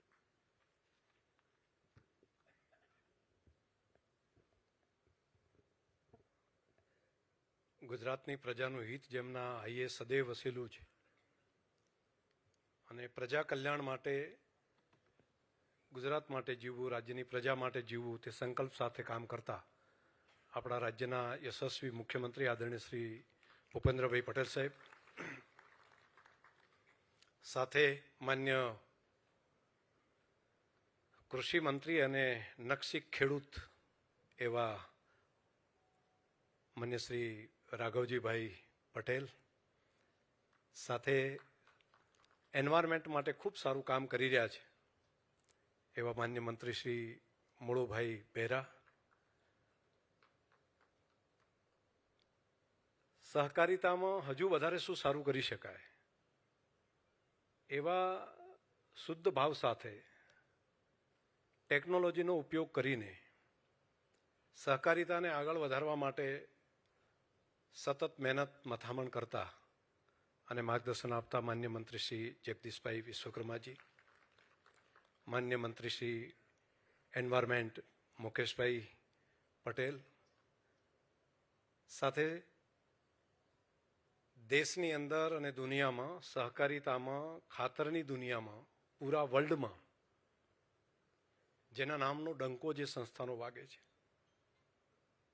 પ્રાઇવેટ સંસ્થાઓ એ ચાઇનાની હોય, અમેરિકાની હોય કે કોઈ ડેવલપ કન્ટ્રીની હોય, પરંતુ તેની સામે એક ભારતની સહકારી સંસ્થા જેણે ખાતરની દુનિયામાં દેશના ખેડૂતોને આત્મનિર્ભર કરવાનું કામ કરે છે, એ સંસ્થાના ચેરમેન માન્ય શ્રી દિલીપભાઈ સંઘાણી સાહેબ, રાજ્યના સહકારી આગેવાન અને આવા માણસને શોધીને લાવીએ તો પણ બેન્કિંગના ક્ષેત્રમાં ન મળે, છતાંય બીજાના ભલા માટે જે માણસ કામ કરે છે એવા માન્ય શ્રી અજયભાઈ પટેલ, આપણા માન્ય મેયરશ્રી, સાથે આપણા મિલ્ક માર્કેટિંગ ફેડરેશનના ચેરમેન અને દૂધસાગર ડેરીના ચેરમેન માન્ય શ્રી અશોકભાઈ, સચિવશ્રી, અને સફેદ કપડોમાં સંત જેવા બીજાના ભલા માટે જીવવાવાળા મારા વાલા સહકારી ભાઈઓ અને બહેનો, તમને બધાને લાગશે કે સફેદ કપડામાં સંત એ શબ્દ શંકરભાઈ કોઈ અતિશોક્તિવાળો કહી રહ્યા છે, પરંતુ હું સભાનતાપૂર્વક, સજાગતાપૂર્વક અને જાણકારી સાથે અને આવા કોરમની અંદર એક જવાબદાર આગેવાન તરીકે કહી રહ્યો છું કે એમાંથી 90% લોકો એવા છે કે જે માત્ર પોતાના બાળકો માટે નથી જીવતા, પરંતુ અન્યના બાળકો માટે જીવે છે, બીજાના ભલા માટે જીવે છે. એ બેન્કિંગના માળખામાં કામ કરતા હોય, સહકારી કામ, દૂધના માળખામાં કામ કરતા હોય, હાઉસિંગનું કામ કરતા હોય કે સુગરનું કામ કરતા હોય, પરંતુ તેમણે લક્ષ્ય એ રાખ્યો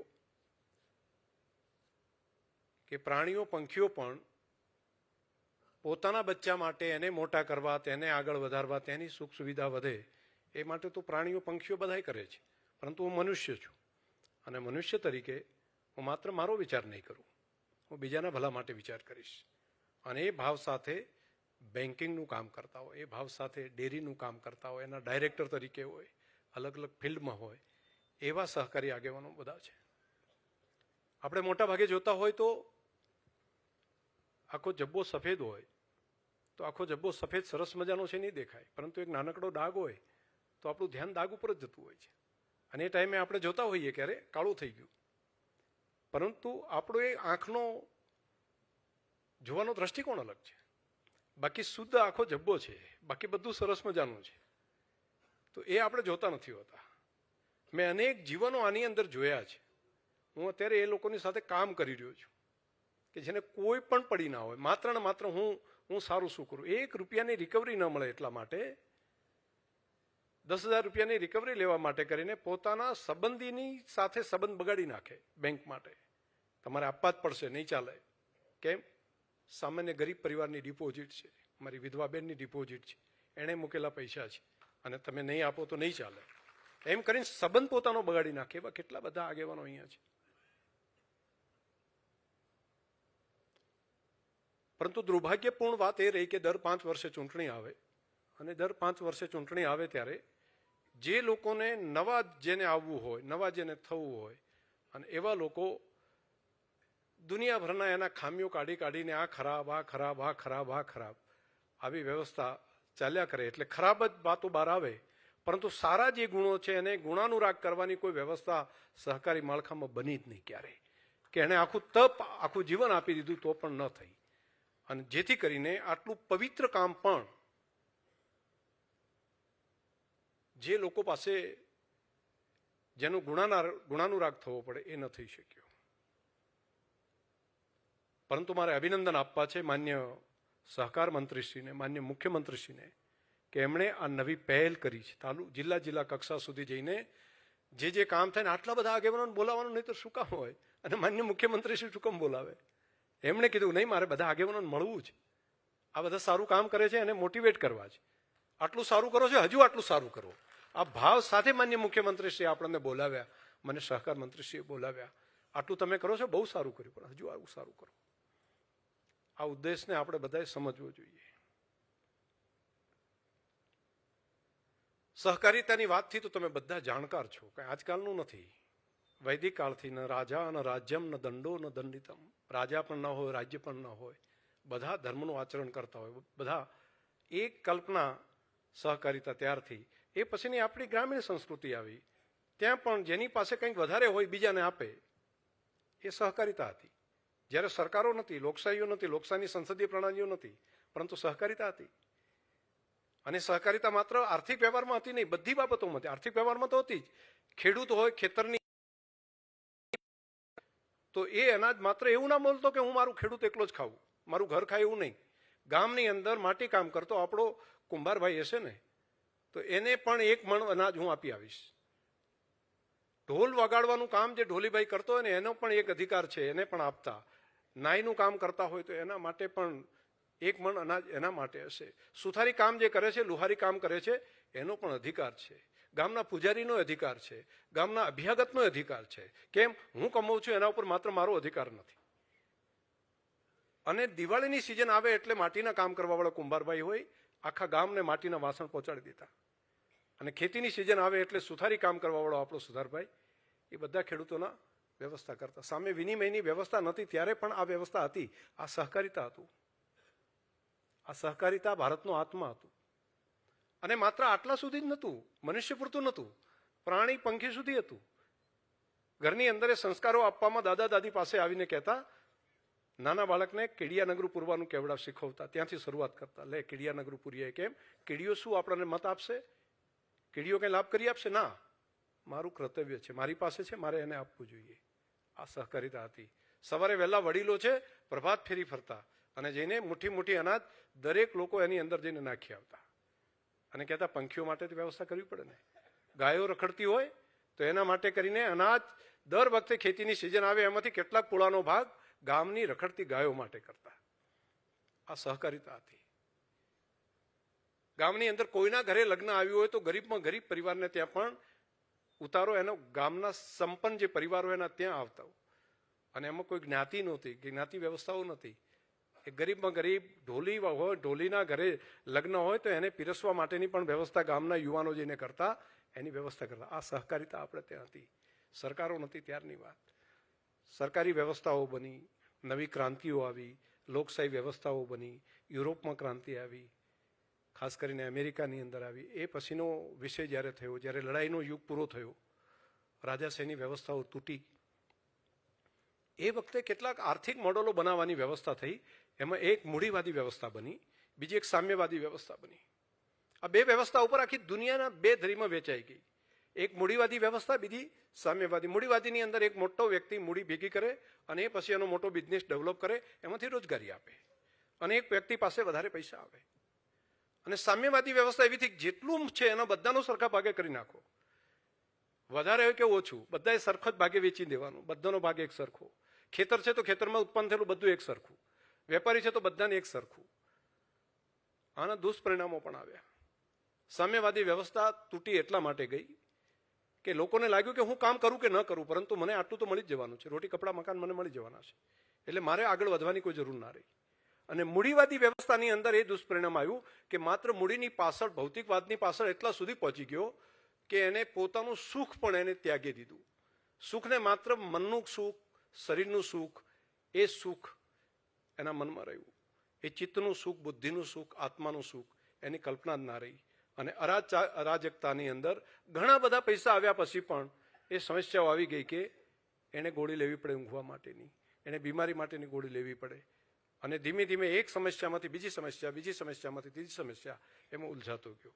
અને એ વખતે ભારતની અંદર, ભારતની આઝાદી વખતે આપણો દેશમાં પણ કયું મૂડીવાદી માળખું ઊભું કરવું, એમાં એક બે ચર્ચાઓ થઈ. એમાં નહેરુજીનું મૂડીવાદી વ્યવસ્થાનો માળખાની વિચાર કરી, ગાંધીજીએ ગ્રામીણ સ્વરાજ્યની કલ્પના એમણે કરી, સામ્યવાદી વિચારધારા પણ હતી કે આવું આર્થિક મોડલ કરીએ. અને એ વખતે ભારતીય વ્યવસ્થાની અંદર આ સહકારિતાનું મોડલ આવ્યું અને એનો આત્મા મૂળ ભારતીય આત્મા હતો. અને અહીંયા જ માત્ર ચાલ્યું એવું નહીં, દુનિયાના દેશોમાં પણ ડેવલપ થયું. દુનિયાની અંદર પણ કેટલાક લોકોએ આપણાથી અલગ પ્રકારની વ્યવસ્થા કરી. યુરોપની અંદર કૂપ નામની સંસ્થા, જે ખાસ કરીને રિટેલ ચેનની અંદર કામ કરે છે. આજે બાંગ્લાદેશના જે સરમુખત્યાર કે પ્રમુખ જે અત્યારે હાલ છે, એમણે એક માઇક્રો ફાઇનાન્સનું કામ કર્યું હતું ને એમને નોબલની વ્યવસ્થા ત્યાં મળી હતી. પાકિસ્તાન જેવા દેશે ત્યાં આગળ હાઉસિંગની અંદર કોઓપરેટિવ માળખું થયું. ભારતે 4-5 બાબતોમાં ખૂબ મોટું કામ કર્યું. અને સૌથી પહેલી શરૂઆત બિહાર, ઉત્તર પ્રદેશથી થઈ, પછી મહારાષ્ટ્રમાં થઈ, પછી ગુજરાતમાં શરૂઆત થઈ. આખા દેશની અંદર સહકારી માળખાના આધાર ઉપર આઝાદીને, સ્વતંત્રતાની લડતમાંથી નીકળેલા આગેવાનો એમણે કીધું કે બધા તો સરકારમાં નહીં જઈ શકીએ તો શું કરીએ. કેટલાકે શિક્ષણનું કામ ઉપાડ્યું તો એમણે શિક્ષણના કામની અંદર લાગી ગયા. કેટલાક વિનોબા ભાવેની આગેવાની અંદર ભૂમિદાનના કામમાં જોડાયા અને કેટલાક લોકોને કહ્યું કે આપણે તમે ગ્રામ સ્વરાજ માટે સહકારી કામની અંદર જોડાઓ. રવિશંકર મહારાજથી કરીને અનેક લોકોએ અલગ અલગ રાજ્યોની અંદર આ દિશા આપવાનું ચાલુ કર્યું. એમાંથી ગુજરાતની અંદર આપ ત્રિભુવનદાસ પટેલ હોય, મોતીભાઈ હોય, અહીંથી કરીને અલગ આગેવાનો જે આજે નામ આપણે બોલી શકીએ છીએ, બધા અહીંયા જોડાયા શરૂઆતમાં. એવું આખા દેશમાં જોડાયા. આખા દેશની અંદર સહકારી માળખું બન્યું કે હવે મૂડીનું એક નવું મોડલ બની જશે દેશમાં કે જેનો માલિક કોઈ નહીં હોય, પરંતુ નાના લોકો ભેગા થઈને ધંધો કરશે અને આખો દેશ આગળ વધી શકશે. પરંતુ દુર્ભાગ્ય એ રહ્યું કે દેશ આખાની અંદર આઝાદીના કેટલાક વર્ષો પછી, 20-25 વર્ષ, 30-40 વર્ષ પછી જે સરકારો આવી, સરકારોને એવું લાગવા માંડ્યું કે આ તો ગામ પંચાયતો છે, આ તો જિલ્લા પંચાયત છે, આ તો બોર્ડ નિગમ છે. એને જે રીતે ટ્રીટ કરતા હતા એ પ્રમાણે એમને ટ્રીટ કરવાનું ચાલુ કર્યું. સમાજવાદીની સરકાર આવી તો બધા સહકારી આગેવાનોને એક સાથે બદલી નાખ્યા. બધા સહકારી આગેવાનો સમાજવાદી પાર્ટીના.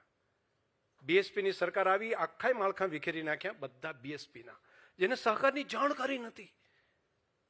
એવા લોકો સહકારના કામની અંદર લાગી ગયા.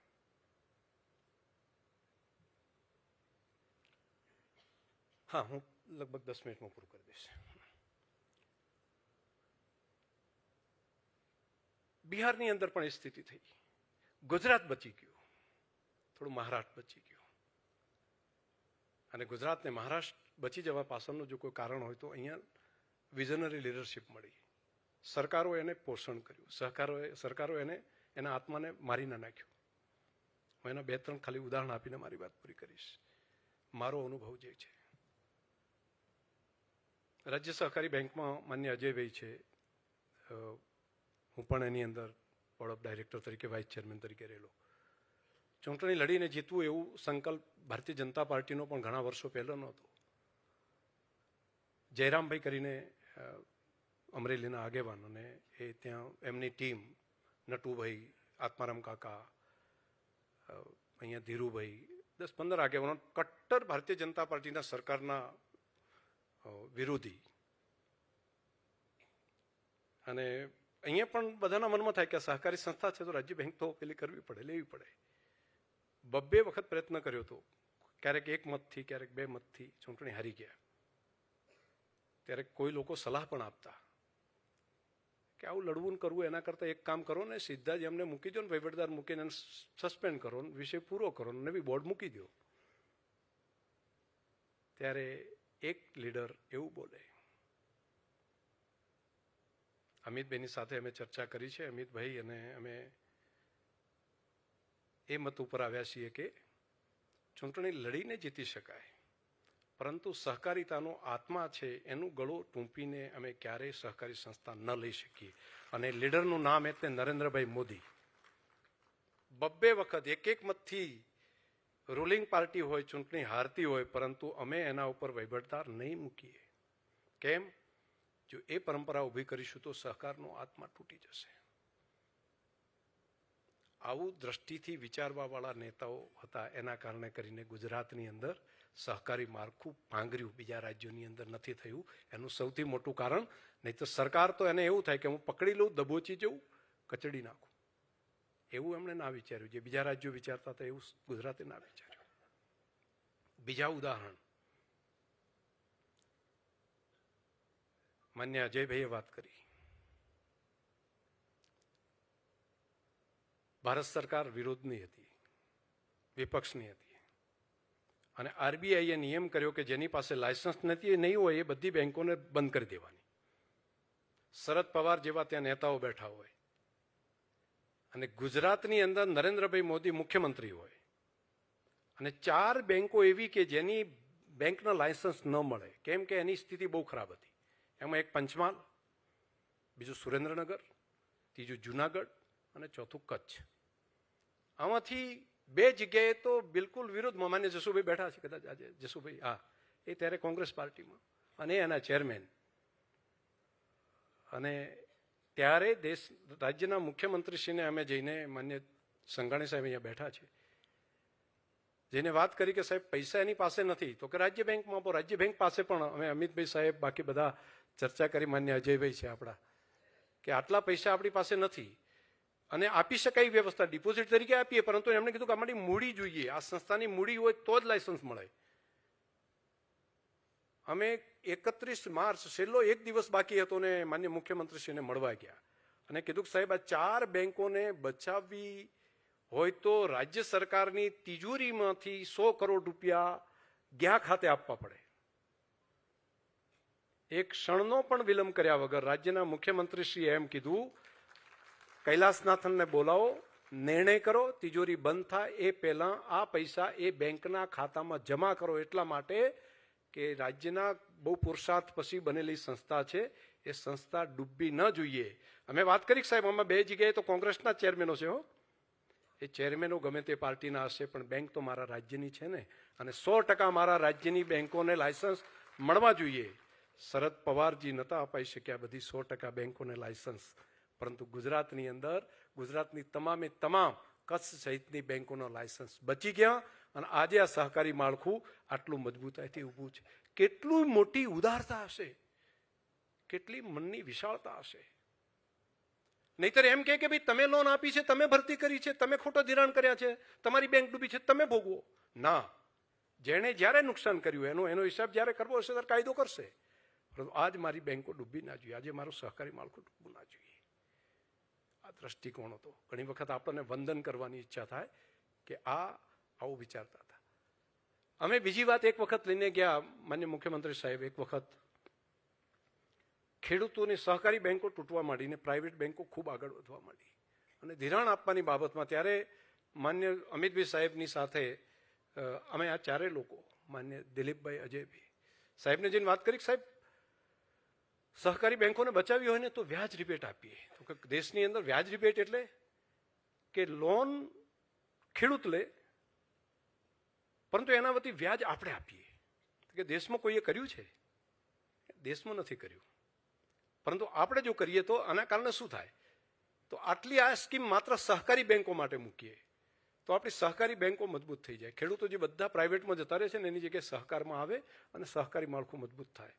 એક ક્ષણનો પણ વિલંબ કર્યા વગર 150 કરોડ રૂપિયા વ્યાજ રિબેટ આપીને 4% વ્યાજ રિબેટ આપવાની શરૂઆત દેશમાં સૌથી પહેલી થઈ હોય તો અહીંના આપણા આગેવાન આજે જે દેશનું નેતૃત્વ કરે છે ને, નરેન્દ્રભાઈ મોદી સાહેબ ને અમિતભાઈ શાહ સાહેબે કરી. મારે મિત્રો સહકારી આગેવાનોને એટલા માટે આ વાત કહેવી છે કે એ જ ગતિથી આજે માન્ય ભૂપેન્દ્રભાઈ પટેલ અને માન્ય જગદીશભાઈ પંચાલની સરકાર સહકારિતાને બળ આપવા માટેનું કામ સતત કરી રહી છે.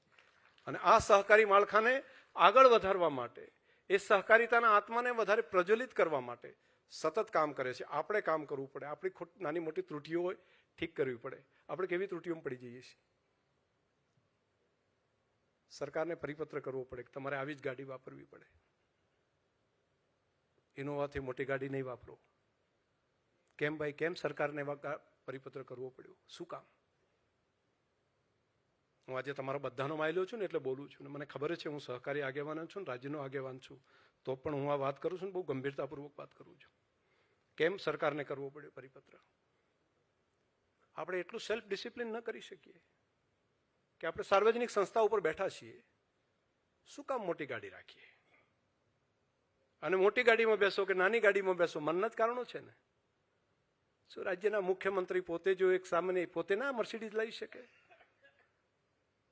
એવું ના કરી શકે કે ભાઈ હું મર્સિડીઝ 5 લાખ, એમને કોણ ના પાડે છે? એમને પોતે જ નિર્ણય કરવાનો છે. પરંતુ મને જે મારી ગાડીની અંદર છે એની અંદર જ હું ચલાવીશ. આ સેલ્ફ ડિસિપ્લિનથી કરવા જેવું કામ છે.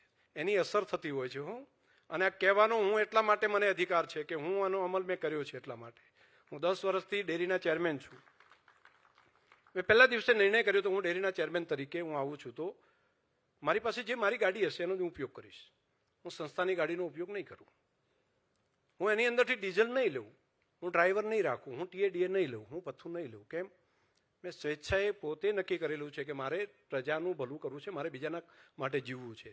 નહીંતર મારે જો બીજાના માટે જીવવું છે તો એના માટે હું આનો ઉપયોગ નહીં કરું. મને એની અસર છે અને એની અસર હું મારા બોર્ડ ઓફ ડાયરેક્ટર ઉપર દેખાઈ રહ્યું છે.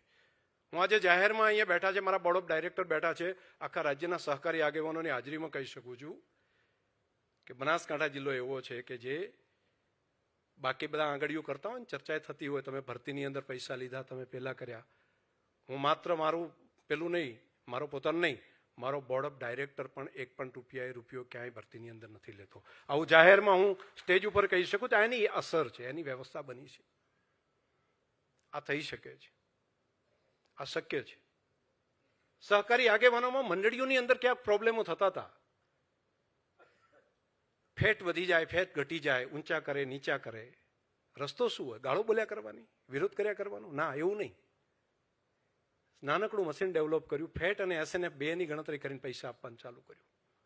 ક્યાં ફેટ કોણ વધારીએ કે કઈ રીતે ઘટાડી શકે? અને પરિણામ, આ 1 વર્ષનું પરિણામ આવ્યું છે. આ વર્ષે દૂધ મંડળીઓ, રાજ્યની, આ ભારતની મંડળીઓ કહું છું, ભારતના જ એક જિલ્લાની વાત કરું છું, ભારતના જે ગુજરાતના જ જિલ્લાની વાત કરું છું.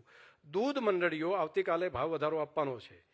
તો ભાવ આપ્યા પછી સંઘ ભાવ વધારો આવે બરાબર છે, પરંતુ દૂધ મંડળીઓની અંદર નાની નાની બાબત 4 મહિને ઓડિટ કરાયું, ફાઇનાન્શિયલ ઓડિટ કરાયું, ટેકનિકલ ઓડિટ કરાયું અને નાની નાની બાબતમાં સુધારો કર્યો. પરિણામ એ આવ્યું કે આવતીકાલે મંડળીઓ પોતે ભાવ વધારો આપવાની છે. અને એ આંકડો કદાચ 700 કરોડથી વધારનો હશે કે પોતે મંડળીઓનો ભાવ ફેર જે આવે છે એ આટલો મોટી રકમ એ આપી શકશે. અને એ જતા લોકો કઈ નવા બહુ અમે બદલી નાખ્યા, ફેરફાર કરી નાખ્યા નથી. મોટા ભાગના એ જ લોકો છે. એને ટીકા કરીએ, ખરાબ કરીએ, તેના બદલે એને સુધારવાનો પ્રયત્ન કરીએ, ટ્રેનિંગની અંદર નાખીએ, બીજી વ્યવસ્થા કરીએ. થઈ શકાય. જો ઉદ્દેશ સારો હોય તો થઈ શકે. અને ગુજરાત પાસે આ અપેક્ષા છે. આપણને મોદી સાહેબે કીધું, આપણને અમિતભાઈ શાહ સાહેબે કીધું, કરો તમે વ્યવસ્થા. શું ફાયદો થશે એની તમને ખબર નહીં હોય. બનાસના મોડલ તરીકે બનાસની અંદર આ અમલીકરણ માટે પહેલી મોદી સાહેબે, અમિતભાઈ શાહ સાહેબે પહેલો બનાસકાંઠા પસંદ કર્યો. એનો ડેરી તરીકે મને ફાયદો એ થયો, મેં આ બેલેન્સ શીટ આવતીકાલે મારે ભાવ વધારો આપવાનો છે પશુપાલકોને, એમાં માત્ર આ અમલીકરણ અમિતભાઈ શાહ સાહેબે જે કરાયો, આ બંને સહકારી સંસ્થાને જોડવાનો, એના કારણે 10 કરોડનો ભાવ વધારો હું મારા પશુપાલકોને વધારે આપી શકીશ. હું આ જવાબદારીપૂર્વક તમને કહું છું જયંતભાઈ, 10 કરોડ રૂપિયાનો ફાયદો મને મારી સંસ્થાને, ડેરીને, મારા પશુપાલકોને માત્ર આનો થયો.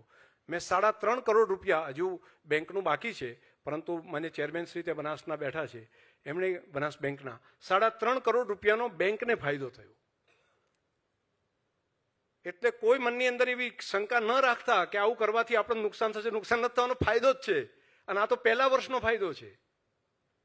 અને 1 પણ રૂપિયાની ડિપોઝિટની અંદર અમારું વ્યાજ ઓછું નથી થયું. આજે મારી 500 કરોડ કરતાં 1500 કરોડ કરતાં વધારાની ડિપોઝિટ રાજ્ય બેંકની અંદર અને ડિસ્ટ્રિક્ટ બેંકની અંદર અમે પહોંચાડી છે.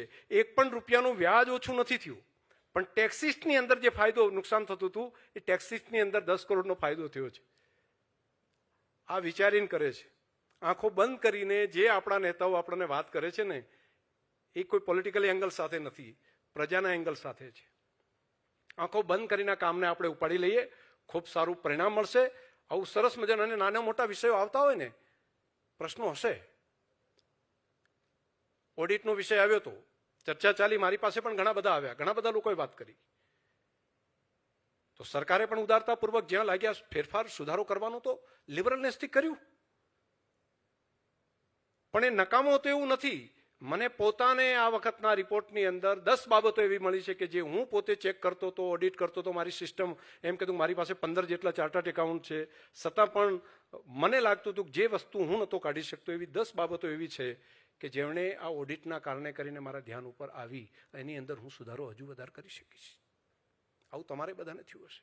તો માત્ર ઉધાર જ પાસે જોઈએ એવું નહીં, એના જમા શું ફાયદો છે એ પણ આપણે જોતા થઈએ, એક એક બાબત. અને જ્યાં આપણને લાગતું હોય ના, નિર્ણય કરવાવાળા સરકાર હોય કે બીજા હોય, સેવટે તો માણસ જ છે બધા, તેમાં ફેરફાર આપણે કરવાની વ્યવસ્થા કરાવીએ, આગ્રહપૂર્વક આપણી વાત રજૂ કરીએ. પરંતુ બધાનો લક્ષ્ય જો પ્રજા કલ્યાણ જ હોય તો એમાંથી આપણે બધા પણ આ કામની અંદર લાગીએ. હું હૃદયપૂર્વક આજે સહકારી આગેવાન તરીકે રાજ્યના મુખ્યમંત્રી શ્રી ભૂપેન્દ્રભાઈ પટેલ સાહેબનો આભાર માનીશ કે તમે આવો સરસ મજાનો આ કાર્યક્રમ કર્યો, અમને વાત કરવાનો મોકો આપ્યો. અને આ ભાગ્યશાળી માણસ છે માન્ય મુખ્યમંત્રી શ્રી. ખાલી ભાગ્યશાળી છે એટલે હું કોઈ રાજકીય રીતે નથી કહેતો. એ જ્યારથી અહીંયા આવ્યા છે ને ત્યારથી માગો ને એ પ્રમાણે મેં આવે છે. વરસાદ છે ને જે માગો ને એ પ્રમાણે આવે છે. તો પ્રકૃતિ ઘણી વખત તો તમે સારા ઉદ્દેશ સાથે કામ કરતા હોય ને તો કુદરત પણ તમને એ પ્રમાણનો સંકેત આપતી હોય. અઠવાડિયાની અંદર ગેપ પડી હોય ને હવે ખેડૂતોનો પાક તરસાતો હોય અને એમ કે હવે કંઈક થાય તો સારું, એની અંદર ફટાક દઈને રાતે વાદળી ચડે અને વરસાદ આવવાનું ચાલુ થઈ જાય. આવું 5 વખત થયું. આપ સૌને હૃદયથી ખૂબ ખૂબ અભિનંદન.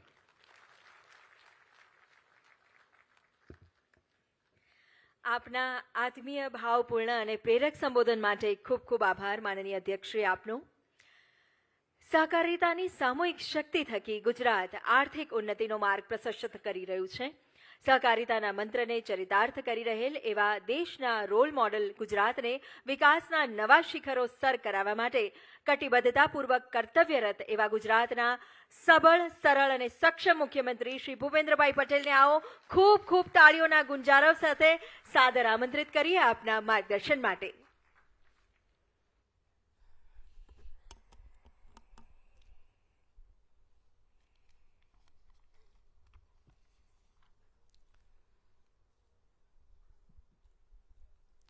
સહકારી વર્ષ 2025 અંતર્ગત સહકારથી સમૃદ્ધિ કાર્યક્રમમાં આપણી સૌની સાથે મંચ ઉપર ઉપસ્થિત ગુજરાત વિધાનસભાના અધ્યક્ષ શ્રી શંકરભાઈ ચૌધરી, મારા સાથી મંત્રી શ્રી રાઘવજીભાઈ પટેલ, શ્રી મુળુભાઈ બેરા, શ્રી જગદીશભાઈ વિશ્વકર્મા, શ્રી મુકેશભાઈ પટેલ, ગાંધીનગર મહાનગરપાલિકાના મેયર શ્રીમતી મીરાબેન પટેલ, ગુજકો માસોલના ચેરમેન શ્રી દિલીપભાઈ સંઘાણી, ગુજરાત રાજ્ય સહકારી બેંકના chairman Shri Ajaybhai Patel, Gujarat cooperative milk marketing ફેડરેશનના ચેરમેન શ્રી અશોકભાઈ ચૌધરી, સહકાર સચિવ શ્રી સંદીપ કુમાર, આમંત્રિત સર્વે મહાનુભાવ, પ્રેસ મીડિયાના મિત્રો, સૌને મારા નમસ્કાર. થાક્યા બરોબર છો? તમે થાક્યા છો?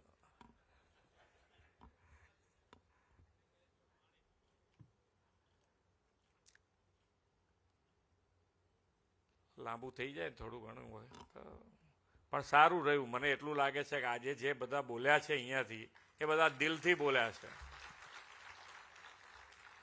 અને સુધારો, સહકારથી સમૃદ્ધિ. સહકાર આપણે વર્ષોથી આપણી સંસ્કૃતિ બી એ છે. વસુદેવ કુટુંબકમ, દરેક જણને કુટુંબના સભ્યો માનીએ તો ક્યાંય તકલીફ ના પડે. એટલે તો આપણે આજે તો પર્યુષણ પર્વની શરૂઆત થઈ રહી છે. પર્યુષણ પર્વની આપ બધાને ખૂબ ખૂબ શુભેચ્છાઓ. આમાં શું છે કે આપણે પકડી રાખીએ છીએ. આ તાલી કેમ ઓછી પડી ખબર તમને? કે આ જૈનોનો છે, આમાં આપણે શું?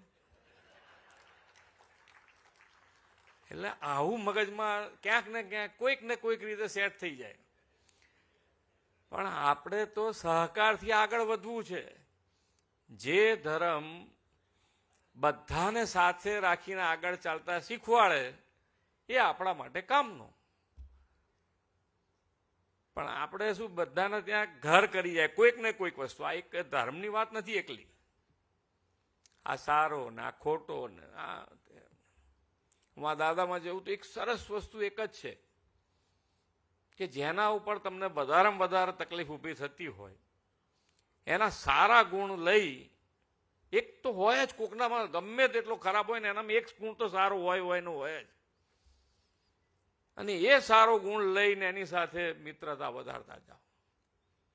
એની મેં તે બધું સુધરતું જશે ધીમે ધીમે.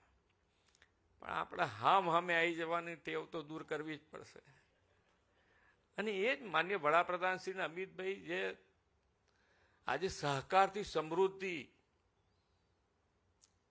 એના ઉપર એ ધ્યેય પાર પાડવો છે આપણે. અને એ ધ્યેય પાર પાડવા માટે જ આટલી મથામણ થઈ રહી છે. લોકલ ફોર વોકલનો જે માન્ય વડાપ્રધાન શ્રી આહવાન કર્યું છે તો એ આની અંદર સૌ થાય એવું છે. સૌથી વધારે સૌ અનિમય થવાનું છે. સહકારથી સમૃદ્ધિમાં એ આવી જ જાય છે કે લોકલ ઉત્પાદન અને લોકલ ઉત્પાદનને વધુ ને વધુ એનો આગ્રહ રાખીને એનો ઉપયોગ કરીએ, એનો ઉપયોગ વધતો જાય, એની પાસેથી ખરીદી કરીએ તો એની મેતે વધવાનું છે. અને વિકસિત ભારત તરફ આપણે જ્યારે આગળ વધતા હોઈએ ત્યારે વિકસિત ભારત બનાવવું હશે તો વિકસિત ગુજરાત, અને વિકસિત ગુજરાત માટે પણ કઈ 4 મોટા શહેરને સેવા વિકસિત બનાવી દઈશું તો આપણે વિકસિત થઈ જઈશું એવું થોડું છે. છેવાડાનો માનવી છે એને પણ મુખ્ય ધારામાં લાવવો પડશે, અને એ મુખ્ય ધારામાં આપણે લાવીશું ત્યારે જ આપણે સાચા અર્થમાં વિકસિત ગુજરાત અને વિકસિત ગુજરાતથી વિકસિત ભારત તરફ આગળ વધી શકીશું.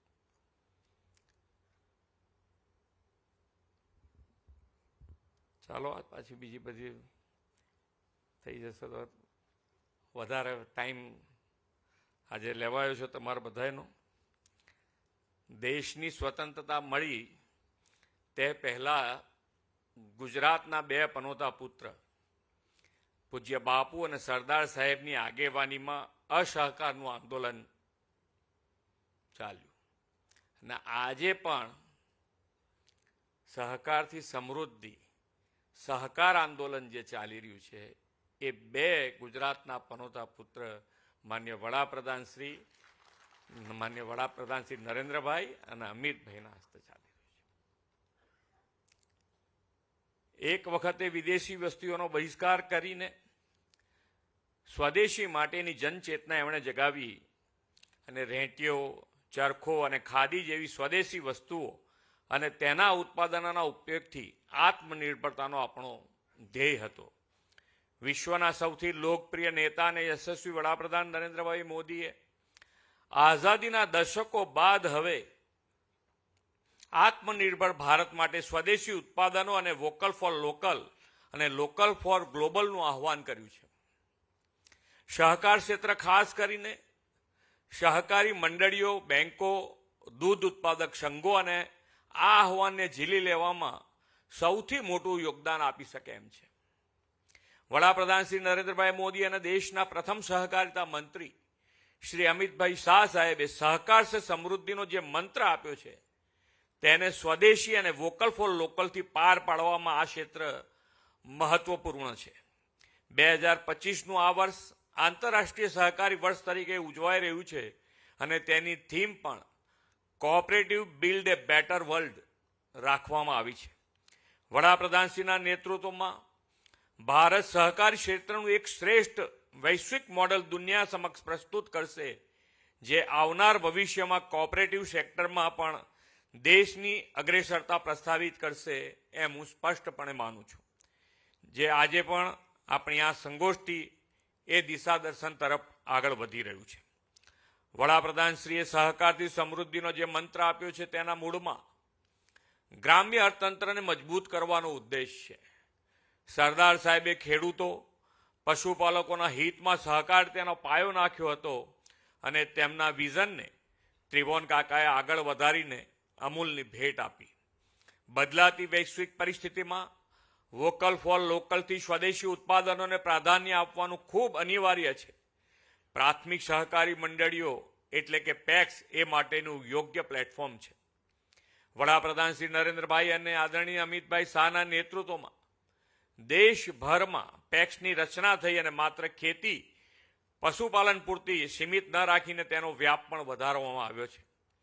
પેક્સ હવે શોર્ટ ટર્મ ક્રેડિટ પૂરતી મર્યાદિત રહી નથી, પરંતુ પેટ્રોલ પંપ, જન ઔષધિ કેન્દ્ર, પાણીના પ્રોજેક્ટનું મેનેજમેન્ટ, પીએમ સૂર્યઘર યોજના, રેલવે એર ટિકિટ બુકિંગ, નાના સ્ટોર્સ વગેરે જેવા અનેક ક્ષેત્રે વ્યવસાયો કરતી થઈ છે. પેક્સ સ્થાનિક કોર્પોરેટ કંપની બનવાની સંભાવના ધરાવે છે, અને તેમ સૌને તેને સાકાર કરવા સક્ષમ પણ છે. વડાપ્રધાન શ્રી નરેન્દ્રભાઈ મોદીએ દેશમાં સહકાર ક્ષેત્રની ક્ષમતા અને વિસ્તરણને ધ્યાનમાં રાખીને સહકારથી સમૃદ્ધિ અને સ્વદેશથી આત્મનિર્ભરનું વિઝન આપ્યું છે. આત્મનિર્ભર ભારતને તેમણે 140 કરોડ ભારતીયોના સંકલ્પ અને જન આંદોલન બનાવ્યા છે. વોકલ ફોર લોકલ અને લોકલ ફોર ગ્લોબલ માટેની સ્થાનિક ઉદ્યોગો, એમએસએમઈ, કૃષિ, ગ્રામીણ અર્થતંત્ર, સ્ટાર્ટઅપ, આયુર્વેદ, યોગ, હસ્તકલા અને સંસ્કૃતિને આપણે પ્રોત્સાહન આપવાનું છે. સહકારી મંડળીઓ, સ્વસહાય જૂથોની મંડળીઓ દ્વારા બનાવેલી ચીજવસ્તુઓ ખરીદીને આપણી ગ્રામીણ અર્થતંત્રને વેગ આપી શકીએ.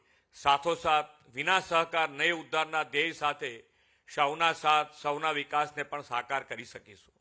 વડાપ્રધાનશ્રીની વિઝનરી લીડરશીપમાં આઝાદીના 75 વર્ષ બાદ અલાયદું સહકારિતા મંત્રાલય દેશને મળ્યું છે. છેવાડાના વ્યક્તિને વિકાસની મુખ્ય ધારામાં લાવવાના વડાપ્રધાનશ્રીના વિચારને અનુરૂપ નવી સહકારી નીતિ 2025 આદરણીય શ્રી અમિતભાઈ શાહે તાજેતરમાં જાહેર કરી છે. આ નવી નીતિ વડાપ્રધાન શ્રી નરેન્દ્રભાઈ મોદીના સહકાર અને સ્વદેશી સાથે આત્મનિર્ભરતા પ્રત્યેના દ્રઢ સંકલ્પનું પ્રતિબિંબ છે. દરેક નાગરિકને સહકારી આંદોલન સાથે વધુમાં વધુ જોડવાની સાથે દેશના જીડીપીમાં 2034 સુધીમાં સહકાર ક્ષેત્રના યોગદાનને 3 ગણું વધારવાનું આ નીતિમાં લક્ષ્ય રાખવામાં આવ્યું છે. સહકારી સંસ્થાઓની સંખ્યા 30% જેટલી વધારવી અને દરેક ગ્રામ પંચાયતમાં ઓછામાં ઓછી એક સહકારી સોસાયટી બનાવવી તથા દરેક તાલુકામાં ઓછામાં ઓછા 5 મોડેલ સહકારી વિલેજ વિકસિત કરવાની આ નીતિ બનાવવામાં આવી છે. વડાપ્રધાન શ્રી નરેન્દ્રભાઈ હંમેશા સમય કરતાં 2 કદમ આગળ ચાલનારા વિઝનરી લીડર છે. આ વર્ષે સરદાર સાહેબની 150મી જન્મ જયંતિનું વર્ષ છે અને સરદાર સાહેબ ત્રિભુવન કાકાના સહયોગથી સહકારિતાનું ફલક વિકસાવેલું છે. દેશમાં આટલા મોટા પાયે સહકારી ક્ષેત્ર વિસ્તરી રહ્યું છે એટલે તાલીમબદ્ધ મેન પાવર પણ જોઈશે.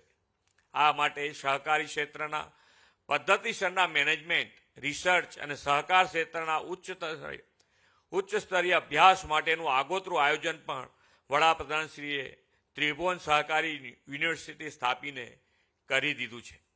ગુજરાતના સહકારી ક્ષેત્રને તો શ્રી નરેન્દ્રભાઈ અને અમિતભાઈના નેતૃત્વ અને માર્ગદર્શનમાં 2-2.5 દાયકાથી લાભ મળી રહ્યો છે.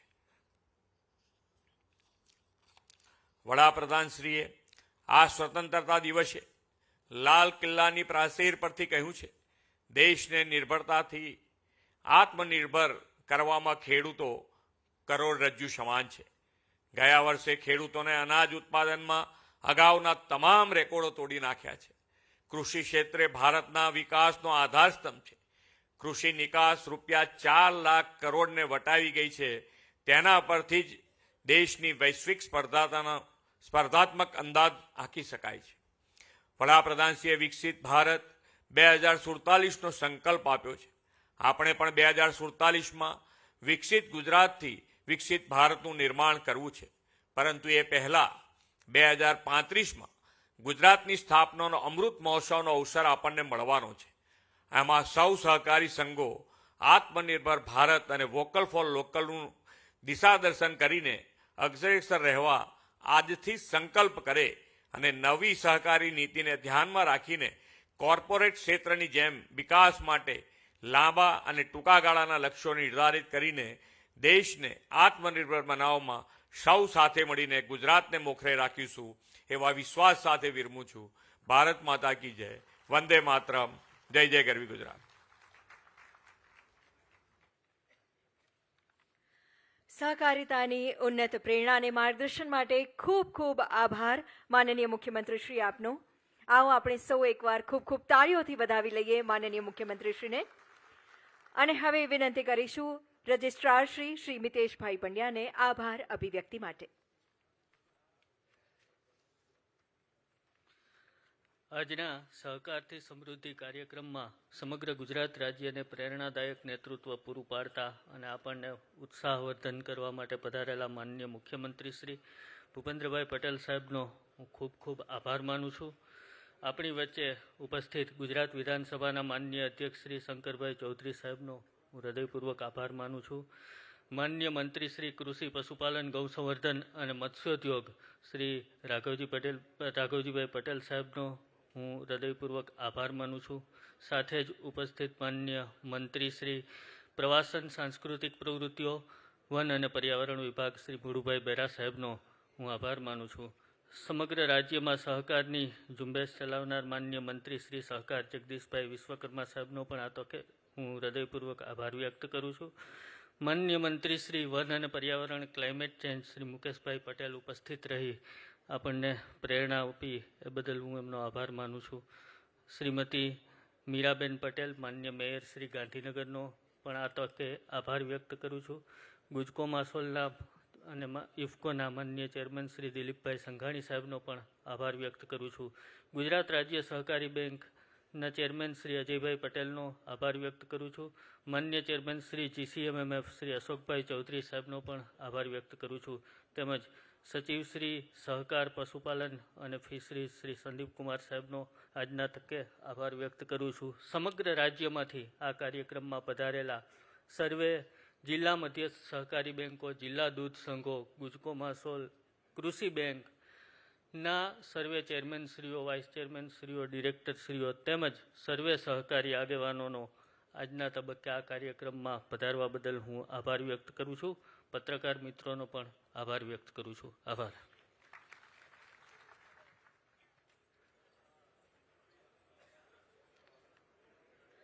તો આ સાથે માનનીય મુખ્યમંત્રી શ્રી, માનવંતા મહાનુભાવો અને આપ સૌનો આજના આ વિશેષ કાર્યક્રમમાં ઉપસ્થિત રહેવા બદલ ખૂબ ખૂબ હૃદયથી આભાર.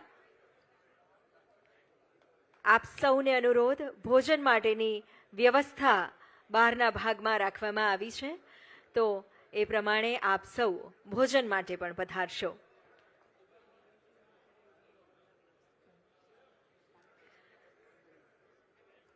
મહાનુભાવો ગણ માટે પણ વિશેષ વ્યવસ્થા ભોજન માટે કરવામાં આવી છે. મીડિયાના મિત્રો માટે પણ અને આપણા સૌ માટે પણ વ્યવસ્થાનું આયોજન છે. તો આપ સૌનો ફરી એકવાર હૃદયથી ખૂબ ખૂબ આભાર.